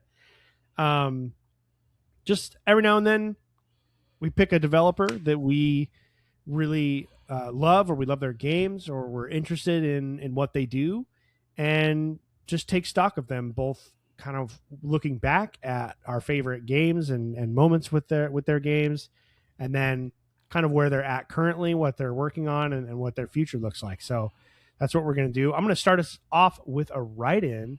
So these write-ins we got was one of them. We only have one write-in. Someone decided to delete their write-in that was very good.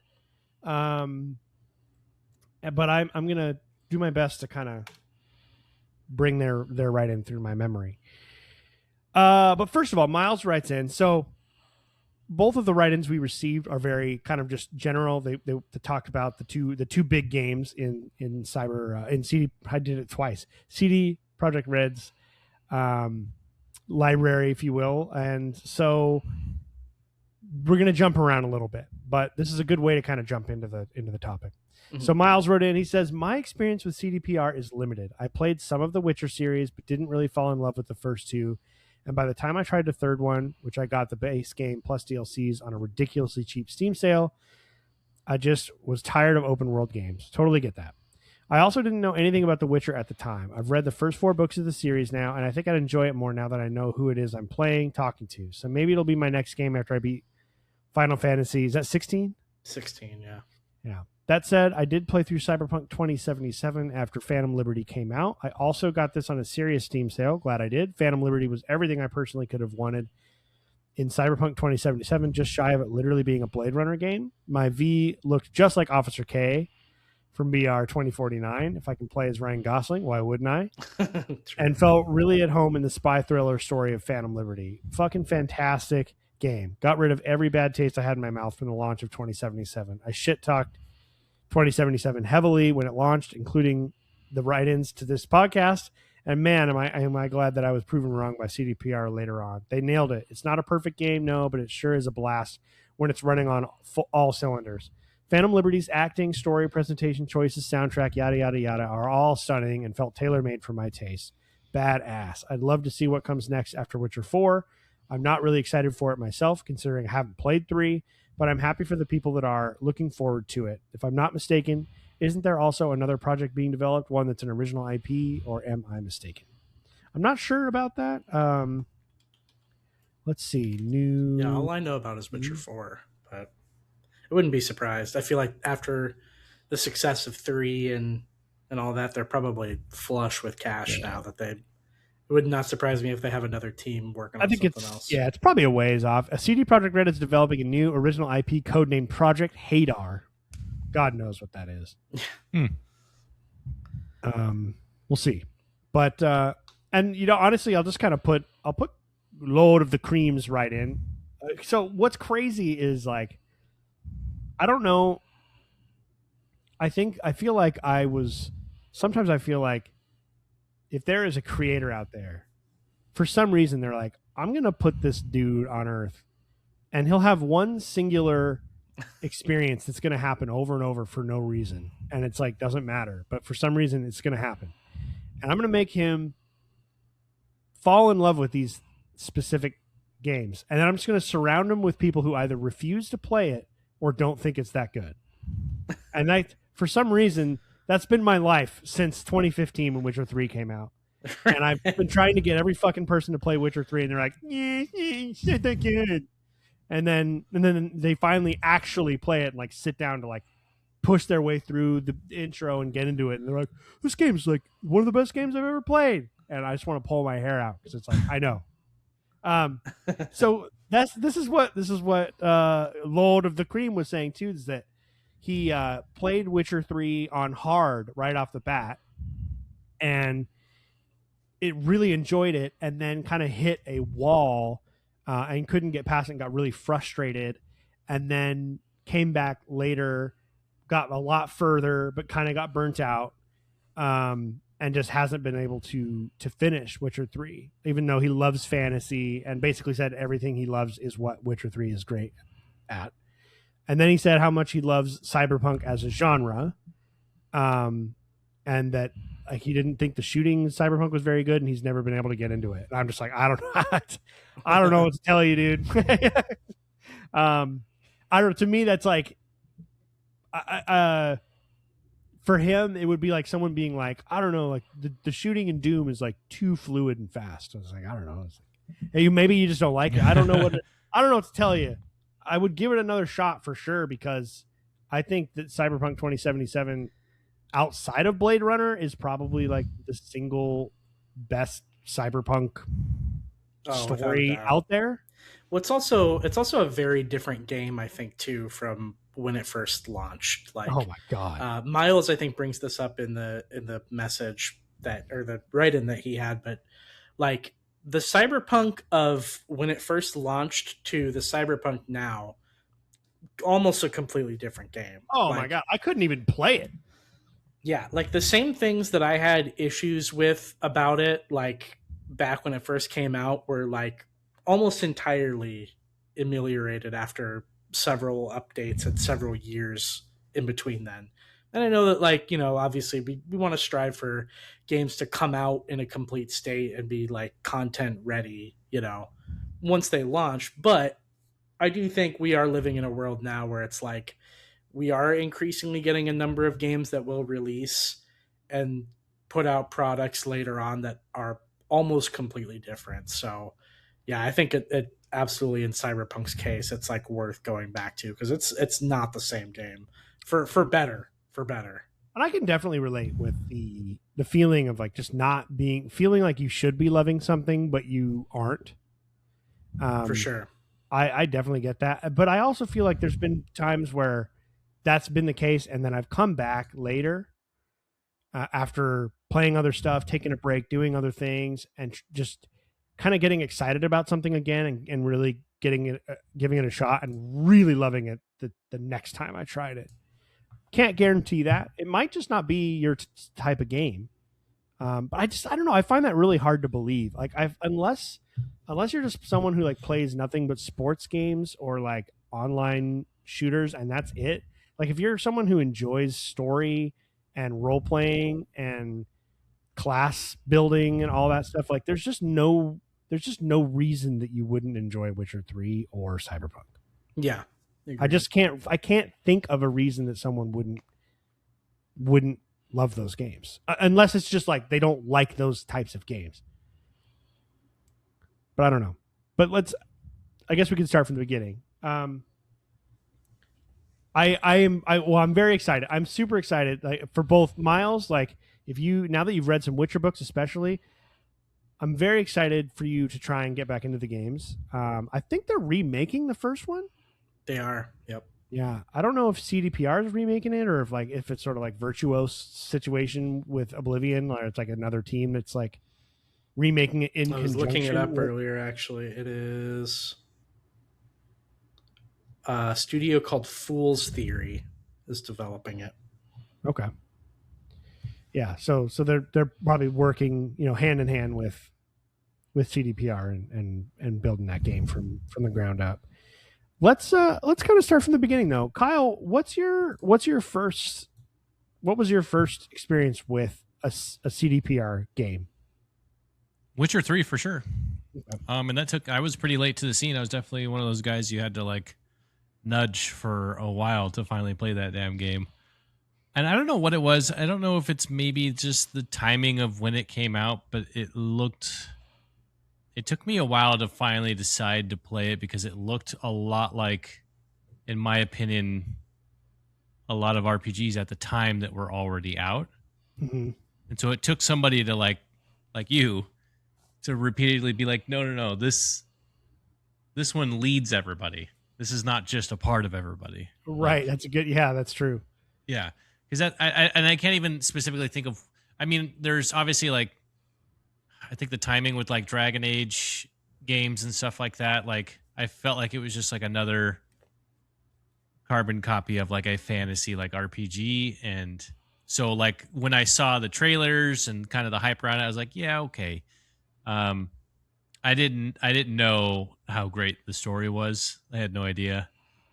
So it took quite a bit of a nudge, but yeah, that was my first experience with CDProjektRed. I didn't know stories could be, not even just stories, but just an entire universe, I guess, could be written so well because there's so many side quests and stuff. It's not even just the main storyline. So, yeah, that was my first experience with it. Yeah, I feel like that's probably true for most people. Witcher 3 was kind of turned into a phenomenon and really made this studio into what they are today. Yeah. What about you, Taylor? Yeah, same exact spot as you, Kyle. And yeah, I agree with you, Ian. I feel like it's a lot of people's starting place. But Witcher 3 was definitely my first CDPR game. And I was also one of the people that Kyle mentioned where it definitely took some cajoling for me to finally get into Witcher 3. But I will say a defense for people like Miles and everybody else out there with Witcher 3. It is an amazing game, but it does not do a very good job of onboarding you if you have absolutely no idea what's going on in the universe. For sure. Like, I remember there was specifically a time, Ian, where we had hung out, and I was like, I want to get more into The Witcher. Like, it seems like something I would like, but I don't know who any of these characters are. I don't know who Triss is. I don't know who Yennefer is. I don't know, like, what's going on in the universe. Geralt is. Yeah, and it's not like one of those games like Witcher 3 does not make it easy to kind of jump in as a new person and know what the continent is. And it wasn't until like you had kind of explained to me and gave me the broad strokes of like what's the conjunction of spheres, like who are these characters, who is Ciri, how is she related to Geralt. It wasn't until I got all of that background lore and information that I was like, okay, now that I've been ingratiated into this universe, like I feel like I can play it and have some kind of emotional depth and attachment to these characters. And that was really kind of the thing that like opened the door for me. with Witcher 3. And then I was able to experience how wonderful of a game it was and how amazing of a universe it was. But yeah, it's definitely like one of those games where I would not recommend like picking it up and playing it unless you maybe do like a little bit of a lore research beforehand, watch a YouTube video with somebody who can kind of break down like a little bit of maybe what happened in the books, or maybe even like a plot synopsis of like the first two games, because it just doesn't do a super great job of like ingratiating you into the universe as like a completely new fan. But I promise you, once you do get that little introduction, take a Witcher 101 class and then play the game, like it will open the doors for you to get way more into the series. Like since getting more into The Witcher, I've read up to the first 4 books, I think, as well. I watched the TV show, which the first season of was very, very good, and went back and played the second one.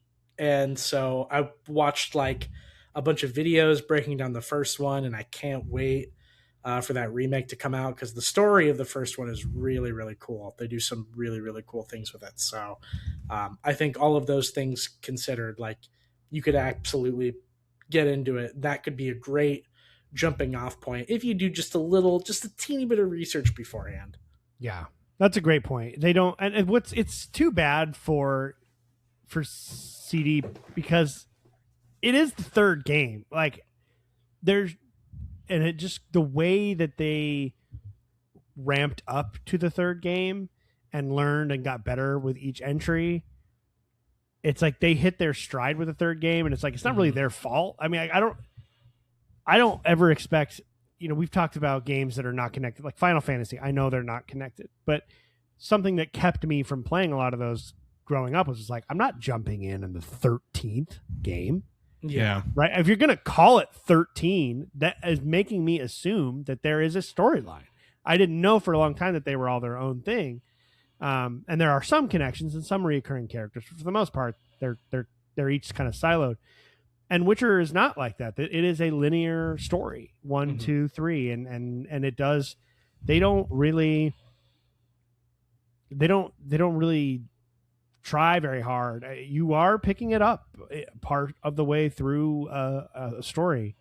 Yeah, and I appreciate that. It's kind of one of those things too, where I think like you put in the time to become a fan, you're going to get a lot more out of it. But yeah, it's just kind of timing. It's just kind of one of those things where it's like, don't be surprised if it takes people, a while to get into it. Like For as sure. a result, right? So yeah, absolutely, and I think, and it is also intimidating. It's like an Elder Scrolls game. Like it's huge, and there are games out there, like games that I know are incredible, like Elden Ring.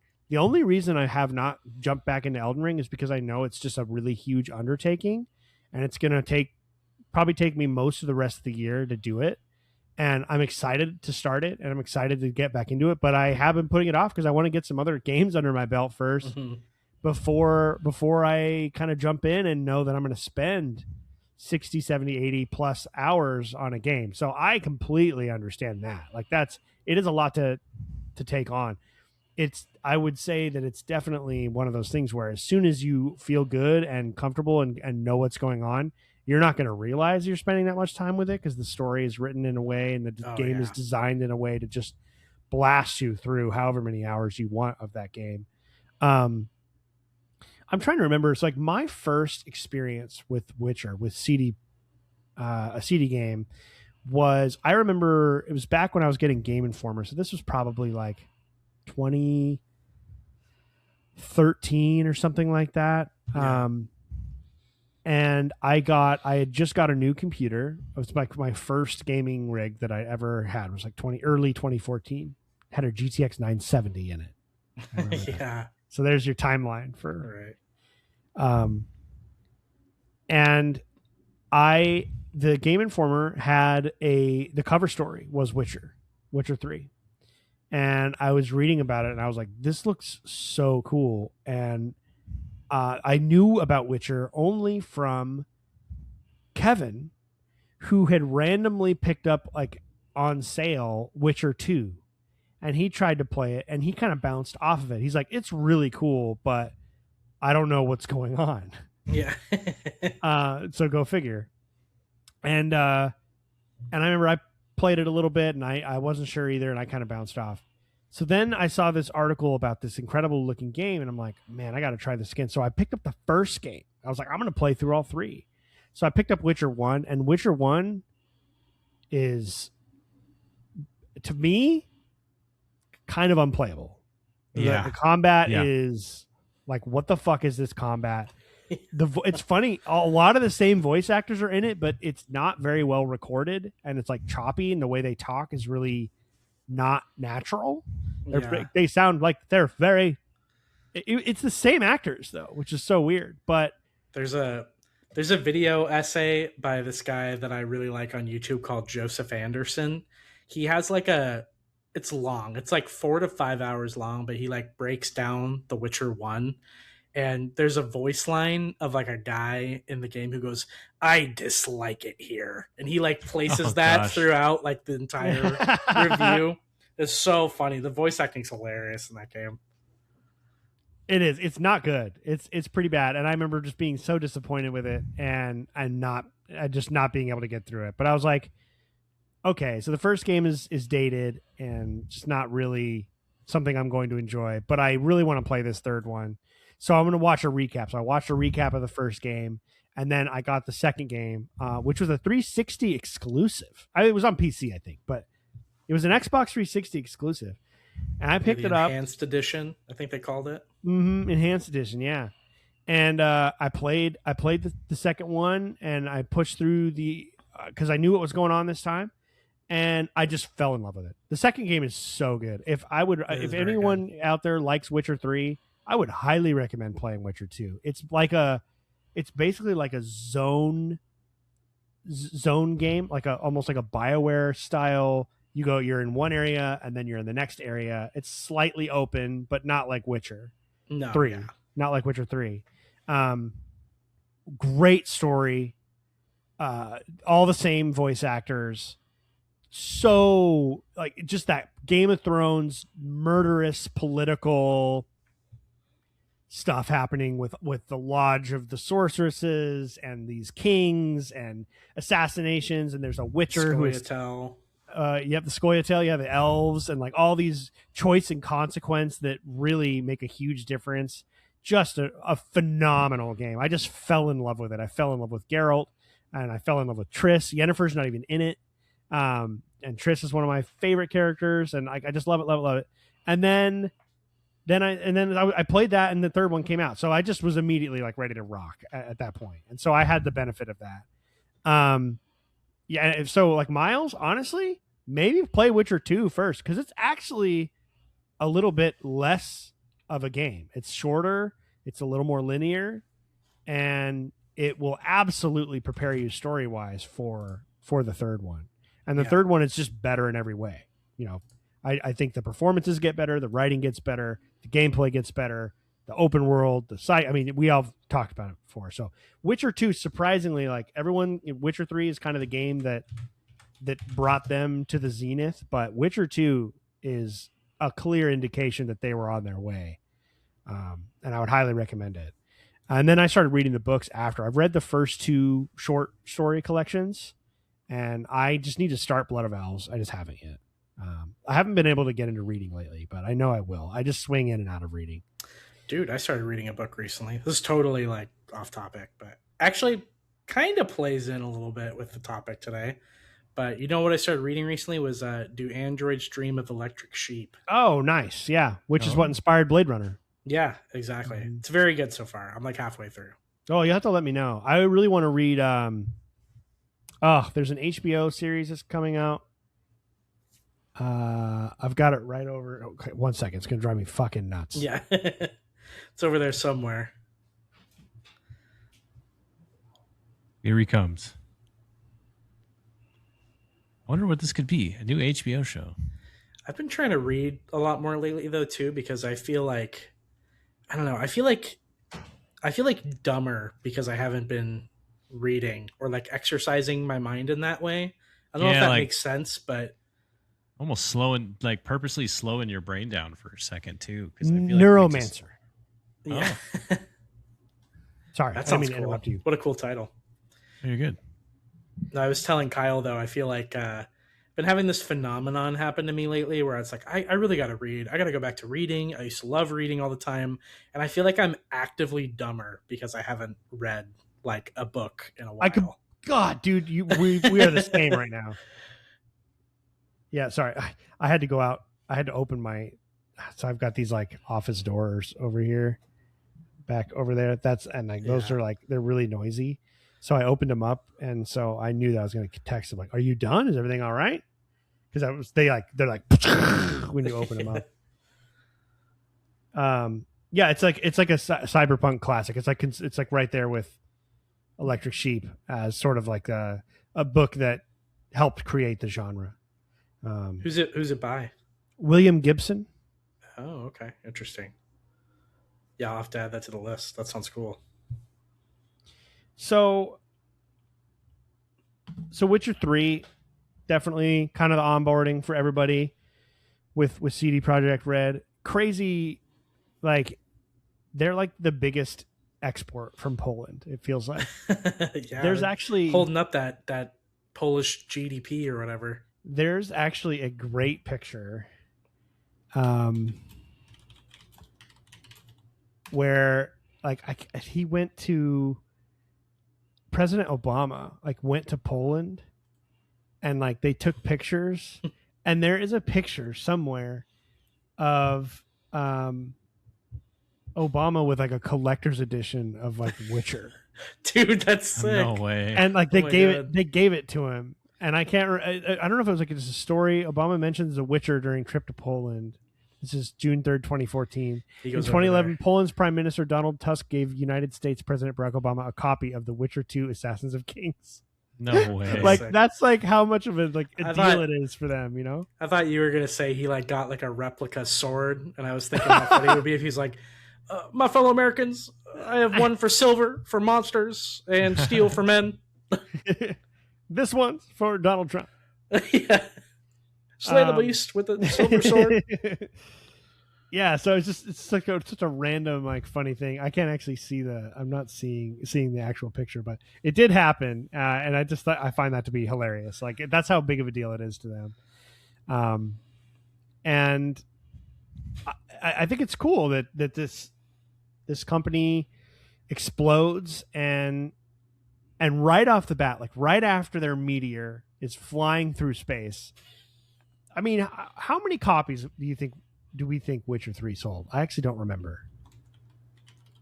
I'm going to say 18? I was going to say like 10 to 12 maybe. Kyle, you got a guess?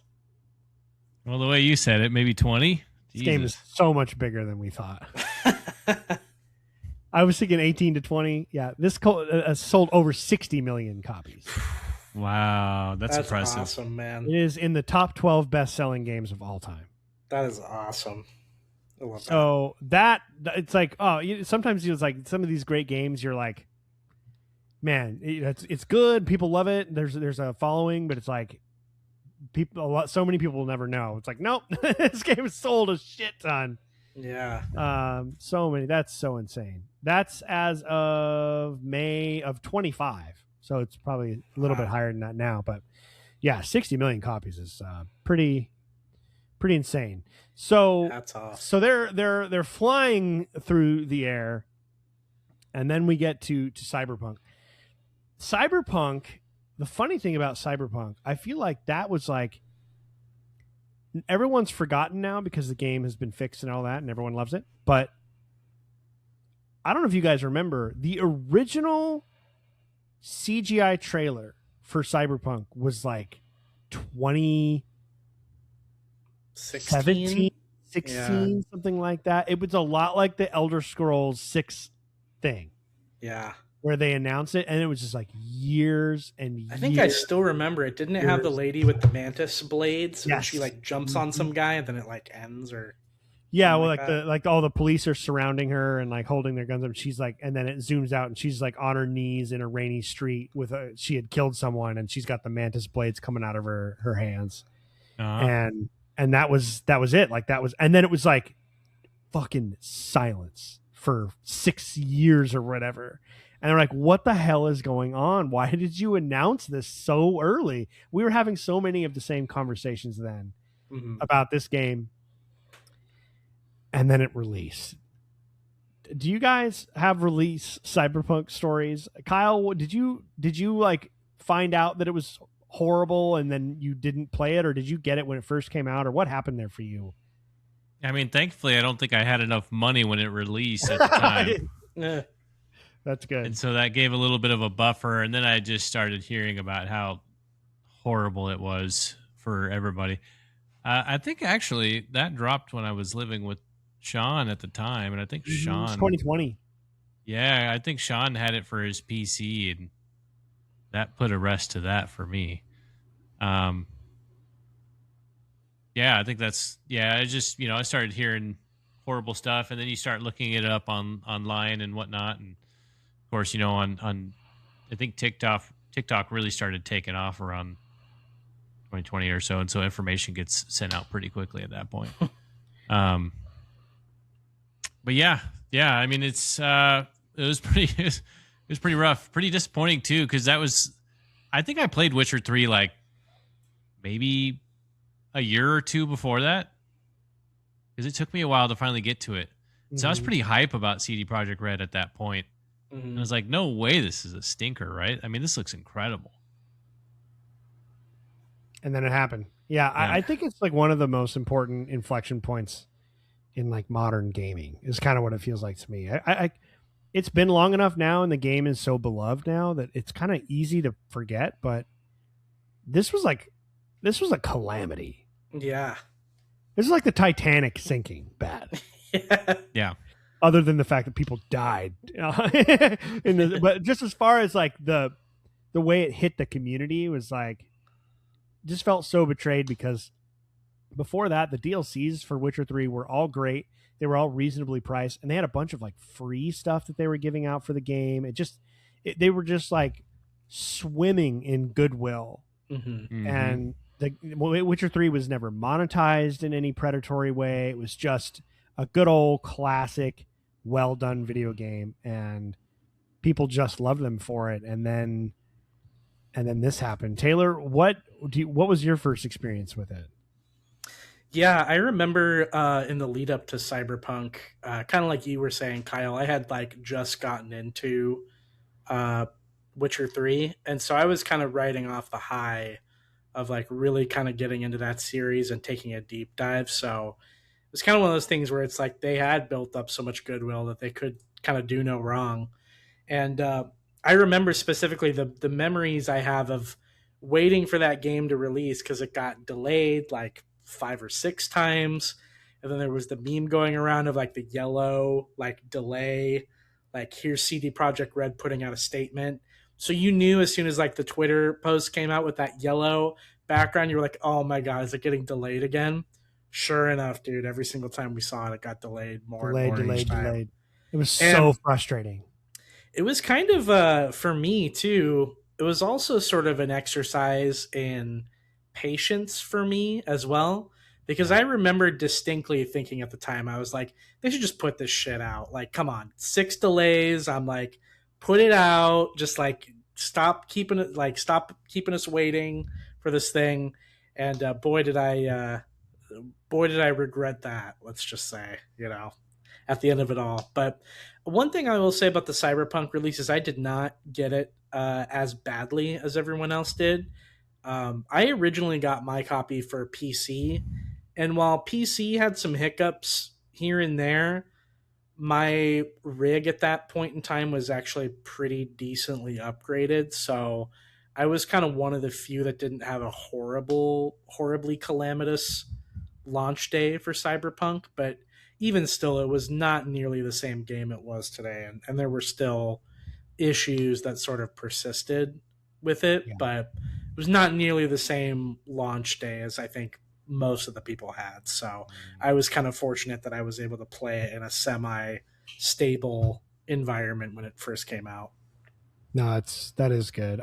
There's so much to what happened. I think that it's clear that I'd love to see a documentary on all of this. Someday I'd just hear about what the conversations were like and who was calling the shots. Because I think it's a classic case of like, they clearly bit off more than they could chew. I think they probably were a little cocky. They just made one of the great games ever made. Mm-hmm. And sometimes one of these movies or games comes out and everyone loves it, but it takes a while for people to realize, like, no, this is going to belong someday. They're going to do a top 50 games of all time, and this will probably be in like the top 10 to 15, right? Like, mm-hmm. it's kind of where they're at. I think the same thing happened. I'm very curious what Larian is going to do, because you get that feeling from Baldur's Gate 3, where it's like, this isn't just game of the year. This is like a genre and generation defining thing that they just did. And that's what Witcher 3 was. And I think that it's got to be tough to come off of that, and not just to meet expectations, but their own expectations. You can tell based on what ended up getting into the game, into Cyberpunk much later, that was all meant to be there from the beginning, and they weren't getting it in until like 2 years after launch. They were just way in over their skis. And I think that they just didn't know how hard it was going to be. And then they were making promises. And I think the corporate side of things is obviously where problems became, where it was like the money guys were making the decision there at the end of like, kind of like what you were saying, Taylor, to a point of being understandable. It's easy to just roast them alive now, because I'm sure the devs were like, this shit is not ready. This is not ready. And obviously it was kind of probably had the same conversation of like, I'm tired of this. We cannot keep delaying this. It's at a fever pitch. We're going to piss people off. We can't keep giving them new dates and then not meeting them. You need to release this. And we saw what happened. And a lot of people were like, I remember Craig, he didn't write in, or did Craig write in? Did I miss a write in from Craig? No, I don't think so. Okay. I just want to make sure. Because I remember he was writing in back when we played, when we were doing this show, and he was like furious, understandably. Mm-hmm. I remember it wasn't designed for that last generation of consoles. It just wasn't. Yeah. It just couldn't do it. I was playing on an Xbox One X, so it's kind of like a in between. That's actually a great console, and it was okay. And then there was this moment. There was lots of like little glitches that were just annoying, and I'm like, man, I really wish this was polished. Then there's this one mission. It's where I'm trying to remember. It's when you go out into the desert and you start like working a little bit with some of the characters that live out there. Like Pan Am. Yeah, like Pan Am and like that whole crew of hers. And there's a mission where you have to like drive her into this like base where all these enemies are and kill everyone in there. And there's a cutscene like you're driving and you can look around in the car and the cutscene's happening. We're driving into there and I look over at her while she's talking and her hair has stayed in place and her head was moving around and her eyes stayed in place. So her hair and her eyes were staying place looking forward and her fucking head was coming out. And she's like, yeah, we have some history. And I was like, I'm done. I'm not playing this. She's like, because I was like, I can tell I love this story. I'm into it. I'm into this storyline, but I can't take this. I can't take this story in like this. Yeah. And it kept happening, and I just like, I'm done. I'm done with it. There's a great game in here. You could tell from the beginning, like the writing was there, the music was there, the environment, like what they were going for, everything was there. It's just like it just didn't fucking work. Right. Yeah. I had a ton of like game breaking, like there's a couple times early on where I had to like basically like figure out my way to cheese through areas, because there would be, if I went past a certain area, it would glitch out. So I had to like fight a boss and stay within this little area, because if I stepped over, it would generate more people and then it would get stuck. It was just insane, absolutely insane. It's one of the worst like failures and disasters of modern. To me, it's up there. It's like that one and the whole like Battlefront 2 pay to win packs. Yeah. Do you remember Star Wars Battlefront 2 came out? It was like mechanics. the surprise mechanics, and you could literally just buy power-ups that made your guns more powerful than other people's. Yeah. And everyone, they were like, what? What's wrong? You know, it's just... Yeah, it's up there. Actually, that would be...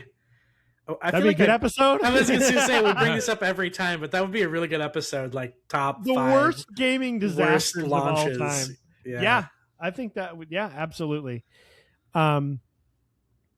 But you gotta love it though. Like this happened, and there was a bunch of statements, and we're so sorry, and we're so ashamed, and all this stuff, and it was like whatever. And then update 1.1, 1.2, on and on and on and on and on it went. And then the product now, if you're someone who has not played this game now, I cannot imagine, honestly, getting to play this for the first time. I'm so excited to replay it. We were talking about that episode about wanting to replay. Like, this is high up there for me. I have to not play Cyberpunk. It's like, no, I've got other games I need to play. I want to play really Phantom Liberty so badly. That's so good. Oh, yeah. Oh, my gosh. Oh, my God, dude. Yeah. Like... And I think it's been long enough now that I haven't played it to where it's like it'll be a nice refresher for it all. I'll probably wait until we're getting closer to the sequel. Yeah, that's in development, apparently. Mm-hmm. Yeah. Or I guess watch, I think I brought this up before. Have you guys watched Cyberpunk Edgerunners, the anime? Yeah. Oh, it's so good. I've seen like a couple bits here and there, but I need to get back into it, especially now that if you're planning to replay it at any point, you should watch it. It's real quick. Yeah. It's like it's kind of a prequel. Episode. It's like Arcane season 1 levels of. I thought they were working on dropping more for that. It was pretty popular. I wish they would. There's so another good. I don't know if it's going to be Edgerunners, but there is another Cyberpunk anime coming out. It's good. I really liked it. I was into it. The music is excellent. So good. Yeah, very, very good. Let's see, new anime. Yeah, Edgerunners 2. That is what it's called. Officially in production by CDProjektRed and Studio Trigger. Set to release on Netflix at some point in the future. We don't know when. Cool. So it's nice. In production. Yeah, I don't know. I could not. This Cyberpunk is like everything I love about video games. It's like if I could put all the things I would list out, like give me a great story with great voice acting and writing, close to flawless voice acting and writing, and make it incredibly reactive. And I want the combat to be, you want to be able to approach each combat encounter in a myriad of different ways through different builds. It's just like, it's everything. It's just like, and the immersion, I'm a big immersion guy, almost more than I am with like systems or anything. It's just like, do I lose myself when I'm playing this? And I did constantly with that game. Just the city itself, it's unreal, man. It's just unreal. I think that might be maybe my favorite single world, like open world. Not. I don't mean lore wise. Like I love Elder Scrolls and Witcher probably even more, but like just from the perspective of the way they designed and the attention to detail.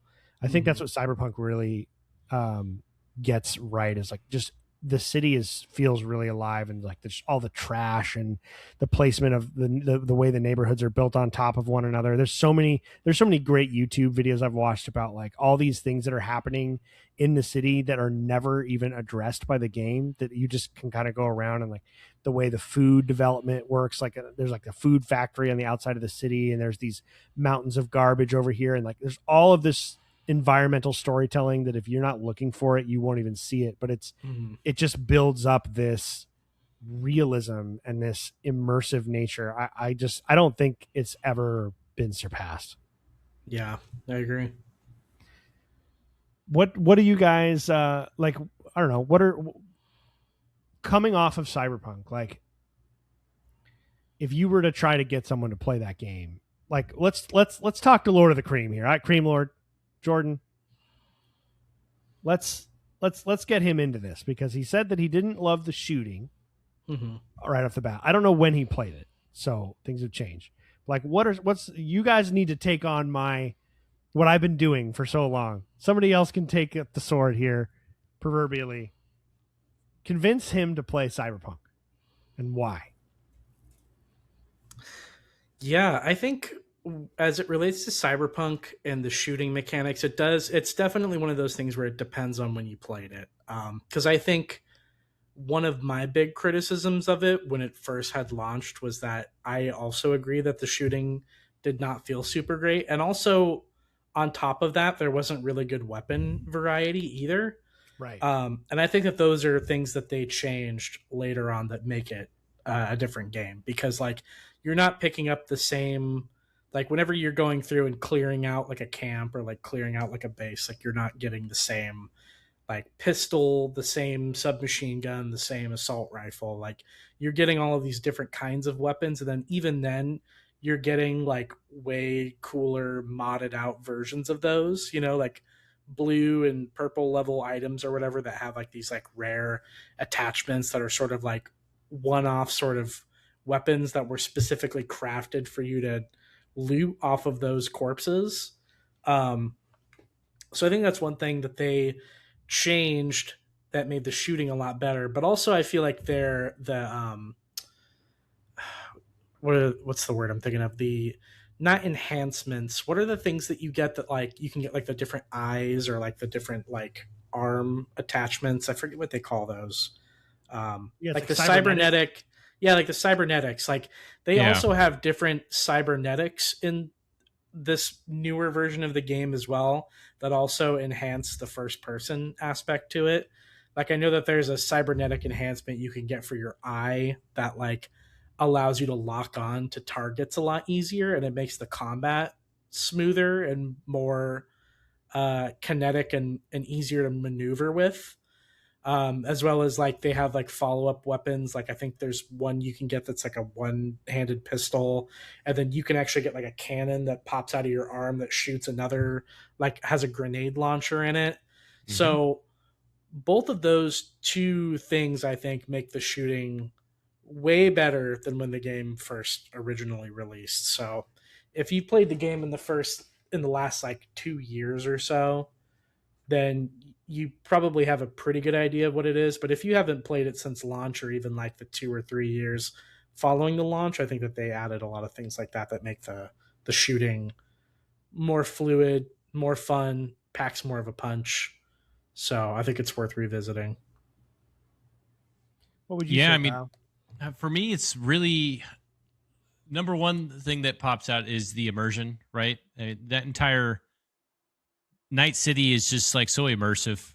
All the commotion and the hustle and bustle that's going on the streets, you get kind of that like Grand Theft Auto vibe to it, you know, where there's just a lot of things happening around you in every space and everywhere you go, and there's, you know, conversations going on. It really feels like a city that's being lived in.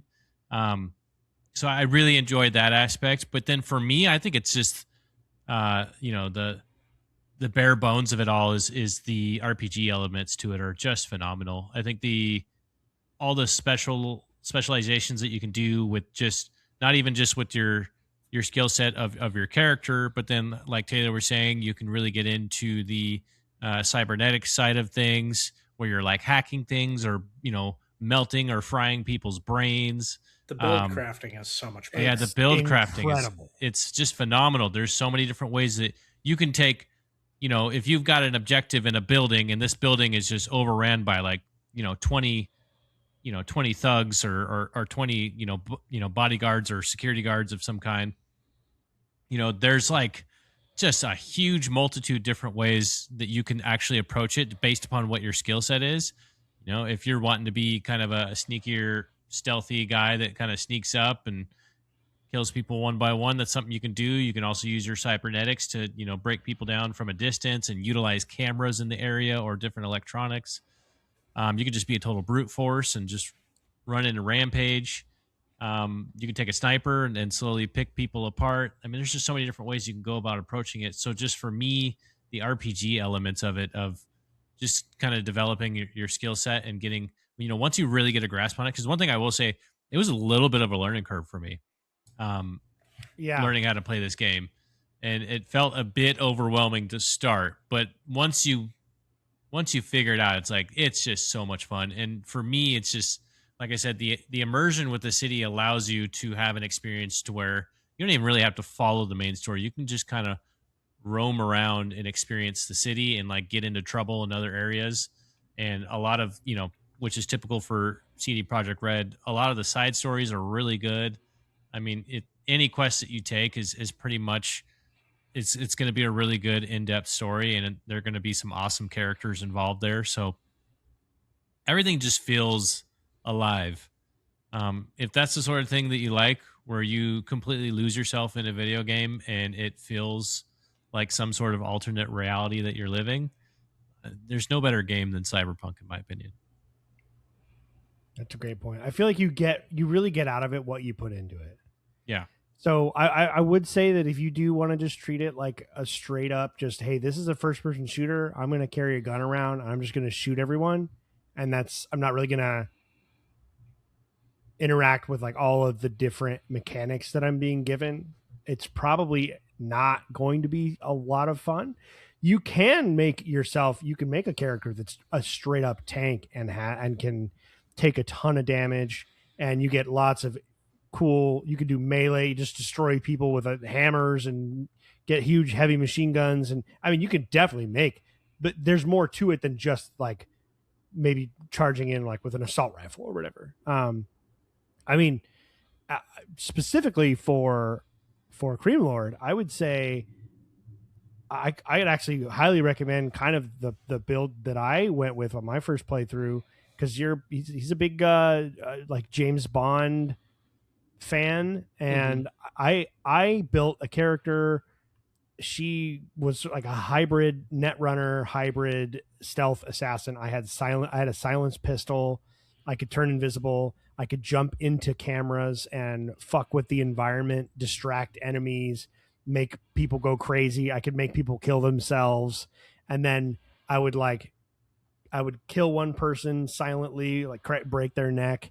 I would get a camera, turn this light, make a light turn on and off, and then blow up so that everyone turned around, whip around the corner, boom, 2 shots to the back of the head, dropped him instantly. Like I had the right stats in all the right places where I could kind of get through a level like that where I felt like I was fucking Jason Bourne or something. Like, yeah. And you can make a cyber samurai, like a cyber ninja, and use katanas and stealth. Dude. And all, there's so many different things it's just endless. That's specifically one play style I remember them like retooling a lot too in the newer games, is making the melee combat more fun and fluid as well. And they added like a bunch of new weapons and like katanas and shit like that you can do in it too. So you could like make yourself a fucking cyber ninja if you wanted to. Yeah, very, very, very cool stuff. It's just a lot of replayability, which is why I want to play it again. The problem is I'm so attached to my V now that I'm like, man, it would be so hard to play. It's funny how that works for me every time. I'll try and like switch up the play style maybe, but there's something so fun about jumping around in the cameras and hacking everything and just like bending the entire environment to your will, and just like, if sort of like Batman in Arkham Asylum, where you're just grabbing people from the darkness and tying them up, and they don't know where you're coming from and they don't know what's going on, and you're just in complete control of this situation. It's just so fun. It's so fun. Yeah. Oh yeah. So they went through that trial and error, and they came out the other side, and they made another game. Okay, let's do the same game real quick here. Copies sold. What do you guys think? Cyberpunk. Huh. What was Witcher you said? 80? 60. No, 60? Weren't there a ton of refunds? There were. PlayStation actually was allowing refunds because it was so bad. Mm-hmm. I'm going to say like... They took it off the PSN, actually. Yeah, I'm going to say it's probably not too much farther behind Witcher 3. I'm going to say like 50. It's quite a bit further, but it's still impressive. Okay. But it's also been out for literally half the time. Yeah. And man, let's say 17 for me. That's good. 35 million Okay. copies. So a massive fucking banger again. I mean, because Witcher has sold 60 million copies. It's not like they sold 60 million in 2015, right? It's over. That's over a 10, 11 year period now. So they've had 5 years, and they're actually ahead of the curve. Mm-hmm. So maybe by 2030, 2031, they'll be at 60. Because I think there's a lot of people that didn't play it because of how what was happening. Hey. Pretty incredible. The Phantom Liberty expansion added another 10 million units sold as of May 2025. Wow.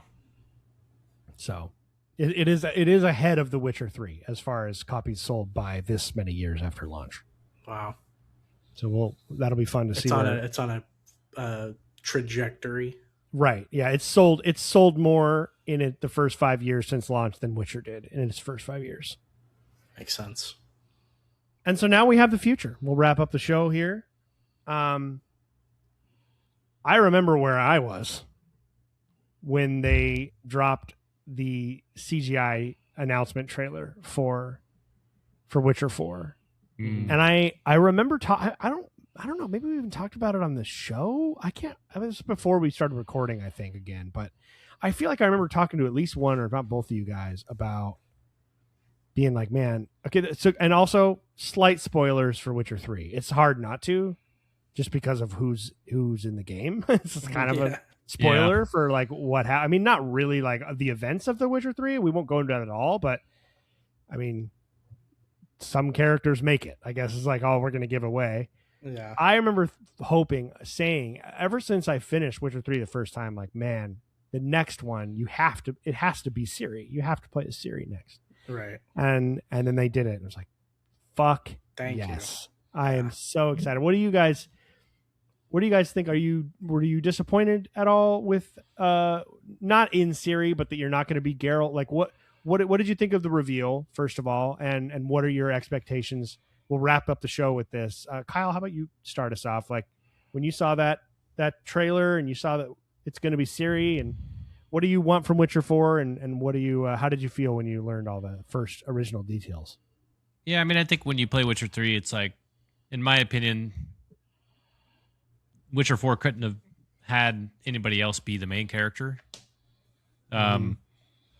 This had to be about Ciri. I mean, that's kind of what, I know that, spoiler alert, but she's the main character, by the way. This of all of the books of people. It takes a while to get to that point, but it's definitely, even if you watch the show, you could tell who's the most important person here. Yeah. So yeah, I think it's funny that there is a little bit of uproar about that, but whatever. We don't want to hear it. She's also just delightful. Yeah. Oh, amazing. Ciri's an amazing character, and you can't help but root for her. So, I'm really excited to see that. Obviously, a lot of it's still pretty early stuff. We haven't seen a whole lot.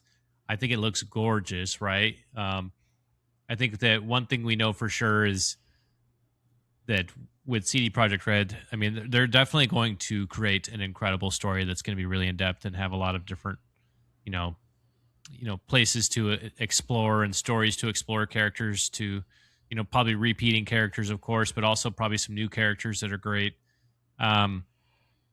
So for me, I mean, I thought it was just really cool to see what it would look like visually, or something close to it, I guess I should say. Because I know everything else is going to come together. The question is the timeline, right? And I think that that's something that CD is going to be sensitive to at this point. I think it was such a horrible, scarring, like traumatizing event with what happened with Cyberpunk that I don't see a world where CD, buries themselves again with that. I think they take their time. So I'm fairly confident this is going to be a banger. I know the story is going to be great. So when I saw that trailer, it was just really kind of cool to see what everything would kind of look like visually now that we've had, quite a few years separated from Witcher 3. Yeah, I I would be curious to get your take as well, Taylor. Both of how you felt when you saw that reveal trailer and kind of what you're thinking, of what's coming. Also, how do you feel about games that give you multiple endings and then pretty clearly canonize one of the endings? Because that's very obviously what happened here. Because there's like 3 or 4 endings, I think. There might be more. There's multiple endings to Witcher 3, and it's pretty apparent that based on what's happening in the reveal trailer that there's one specific ending that's what they're going with. Right. Have you seen the other endings of Witcher 3? I've seen them all. I can't remember all of them. I know one of them. There's one that ends very differently. But I don't remember all of them, but I've seen them. Generally, I don't know. I guess to lead off my portion here, I'll answer your question first. For the most part, I don't mind games that have multiple endings like that, even if they do end up maybe coming up with a canonized version later on. Just because I feel like when the game first kind of comes out, I kind of like that in a weird way. It lives in its own like little self-contained bubble for like the amount of time that we have with it. And then usually there's always an ending or two that ends up sort of becoming the canonized one, or the one that like normally everybody would choose anyway. So I kind of like seeing all of the different creative ways they can come up with a way that ends the story based on, several different factors during the game. It just happens that it kind of ends up being one of those things where like it makes somebody like me more likely to be like, okay, I know I'm entering a really pivotal choice section of the game now. Do I look up what's going to give me the best ending? And I think that that's normally what ends up happening to me now. And it's funny that we even talk about that, because there is a moment in the new Resident Evil game where you do have to kind of make a choice, and it's really difficult. And so I was like, well, I kind of just want the good ending. So like, let me just see which one gives me that outcome. And it was the one that I chose, that I liked that outcome a lot better. But I think it makes it cool for like subsequent playthroughs if you really just want to see something crazy, or, if you want to go off the beaten path, it gives you more time to do that. And like I said, too, I think that it makes playing the game around the launch fun, because it makes the game live in kind of a self-contained bubble away from like the rest of the series. So I think it becomes more apparent as you go back and play. Like if you were to go back and play Witcher 3 right now, like I would definitely recommend, like, because I think you told me even too, you're like, here's the choices that will get you the best ending. I think that works out really well. But if you're like playing the game at launch or something, right? Like I have no issue with people just being like, well, I'm just going to make the choice that I think is, best for me at the time.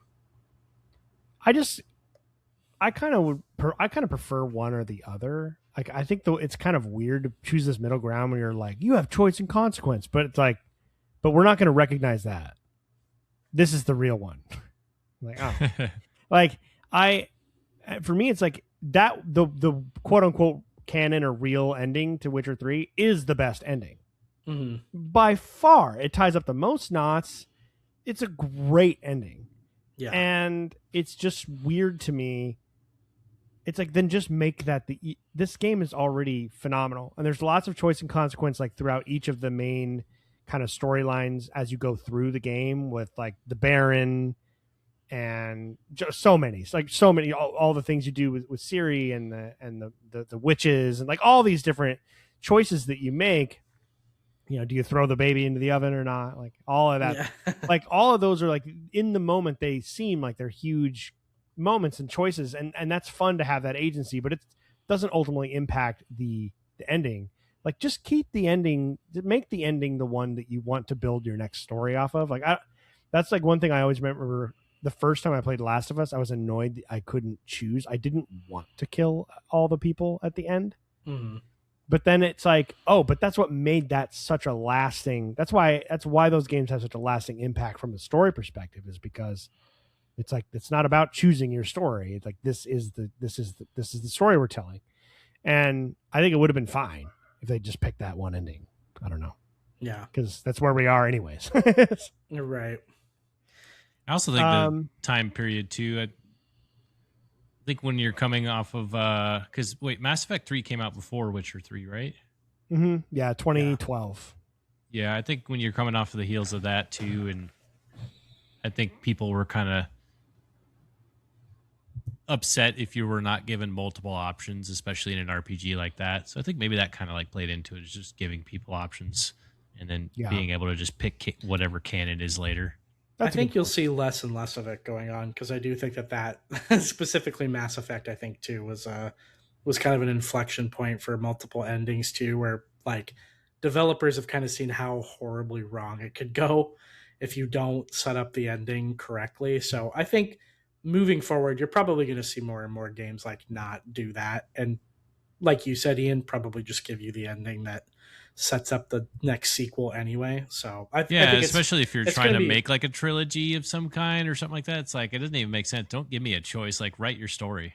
Let me know. It's gonna be one of those things that I could see in 10, 15 years being like that's like a bygone era type thing that like developers are not going to waste their time on, because they probably also see the metadata in the background too, being like, oh, okay, 2% of the people that played this even saw this ending. Well, 2% of the people even finished the game, one, and then two never even saw the ending. So it was like, what's really the point of programming and wasting all of the development time on doing this if like a super small percentage of the player base is even going to see it, right? So for me, it's just like, just do one or the other. I mean, if you have real choice, if you have real choice and consequence, and you across 3 games, and you're carrying all the decisions into each game, and there's multiple endings, and all the way from start to finish, and everyone could have had a different experience from start to finish, that's phenomenal.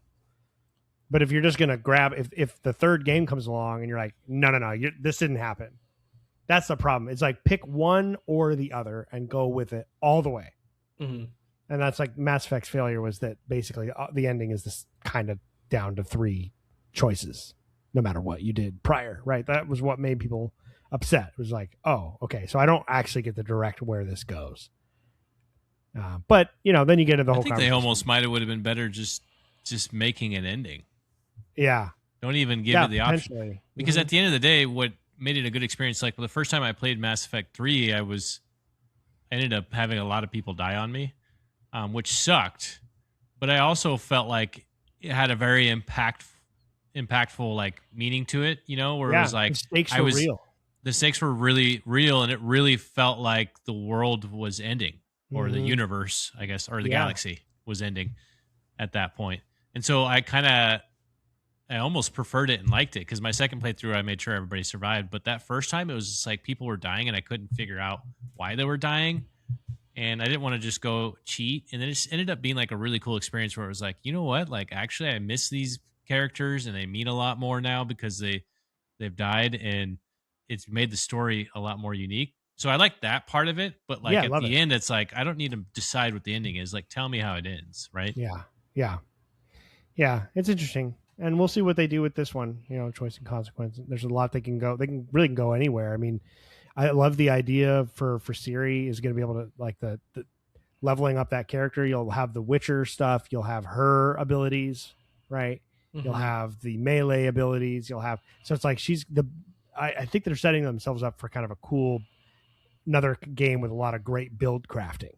For sure. Because she is so magically inclined, unlike Geralt, who pretty much just does signs. She's going to be able to do all the signs, plus like real sorcery, plus the swords, plus, I mean, you could be able to build her up into so many different. I really hope that you're like a Ciri an end game Ciri is godlike.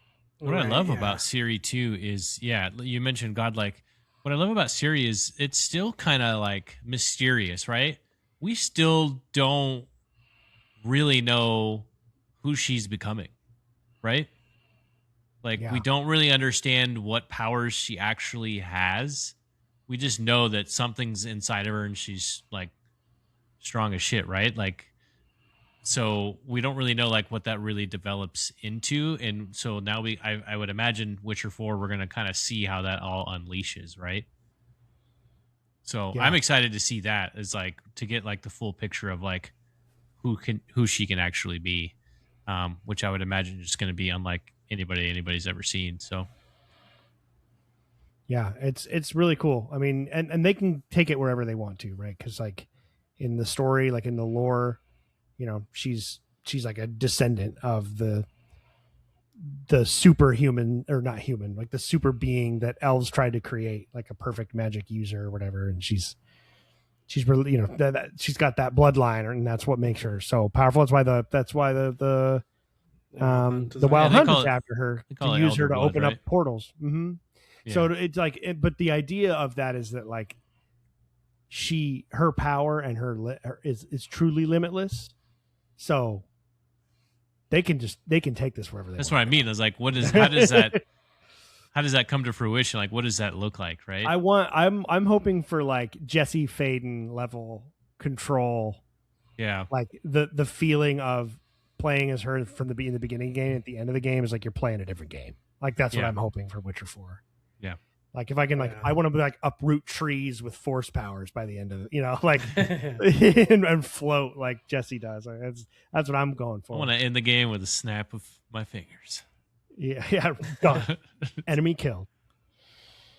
Well, obviously they're working on Cyberpunk 2, but that's so far out. It's like, but they have their path ahead of them, and it's probably going to be 10 to 12 years before we see Cyberpunk, I think. So yeah, more than likely. But really interesting company. Definitely still one of the elites, and kind of on a redemption arc. I think the goodwill is back.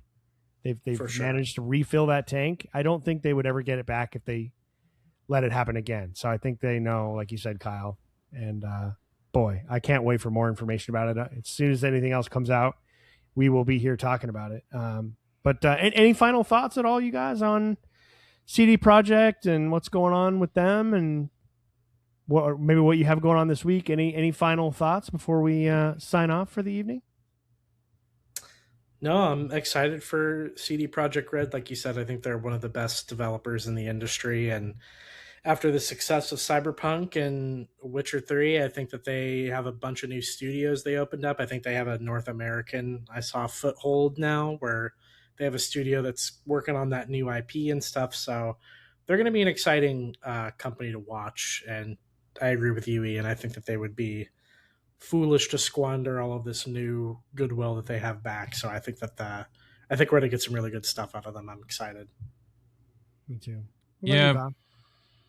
I mean, I'm really excited because I think that the downfall of Cyberpunk and what happened there was a very pivotal moment, because I think when I think back on that time too, it wasn't just CD Projekt Red. It felt like the whole house of cards was kind of coming down when it came to a lot of the conglomerate, like giant gaming companies that we know and love. You know, I think we started seeing kind of a slow decline of faith in like Bethesda, you know, and then the Assassin's Creed games started getting pretty rough, and you know, it just felt like these big companies that we trusted for so long and the games that we loved for so long, they were all just kind of starting to fall apart. And it felt like in that moment that CD Projekt Red was the one company that was like, okay, these guys are going to do it right. You know, they really care. And then we all got slapped in the face. And I think it was a really humbling moment for CD Projekt Red. So I actually look back at that and go, I think maybe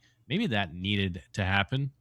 I think it was a very pivotal moment, not just for them, but I think for everybody to see that nobody's truly invincible, and you still gotta produce and make a good game if you want people to stick around. So I'm excited for it because I think that their heads are in the right space, you know, and I just can't see them flopping like that again. And one thing's for sure is when they're actually given the correct amount of time, they're guaranteed producing a banger. So yeah.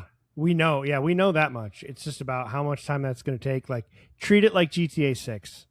Rockstar, you know, as frustrated as people get, the same thing happened with Red Dead, where it was so long and they delayed it multiple times and people were just like sick and tired of it. But it's like, you have to treat it with that respect. Yep. Yeah. Don't give in. Don't give in to the pressure.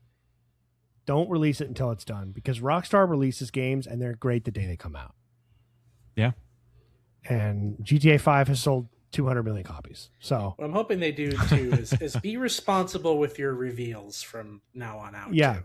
Like Witcher 4's reveal phenomenal. Yeah. But we'll see how many years. How many years like, is it going to be between that reveal and the release? Probably like what, another 2 years, you think? Yeah, so like 4 years. I guess for a game that big, you'd rather tell people than let it leak. I'd like to see that window get down to 2 years with these companies. Same, dude. Yeah, me too. I mean, yeah, it would be really nice. Siri is like one of my favorite characters from games and just, I guess, media, because she's from books and everything. I love her in the books. I love her in the games. I'm so excited that we just get to spend the game with her. And we don't know anything else. We don't know where Geralt is, and I wonder what they're going to do with like Yennefer and Triss, because that's like a decision that gets made. Like, are they going to canonize one of that? Like, what did he stick with Yen? Did he go with Triss? Like, there's so many things that could happen. So it's really interesting, and I can't wait. But wait, we will. Plenty of games to play in the meantime, I'd say. Oh, for sure. No shortage. Yeah.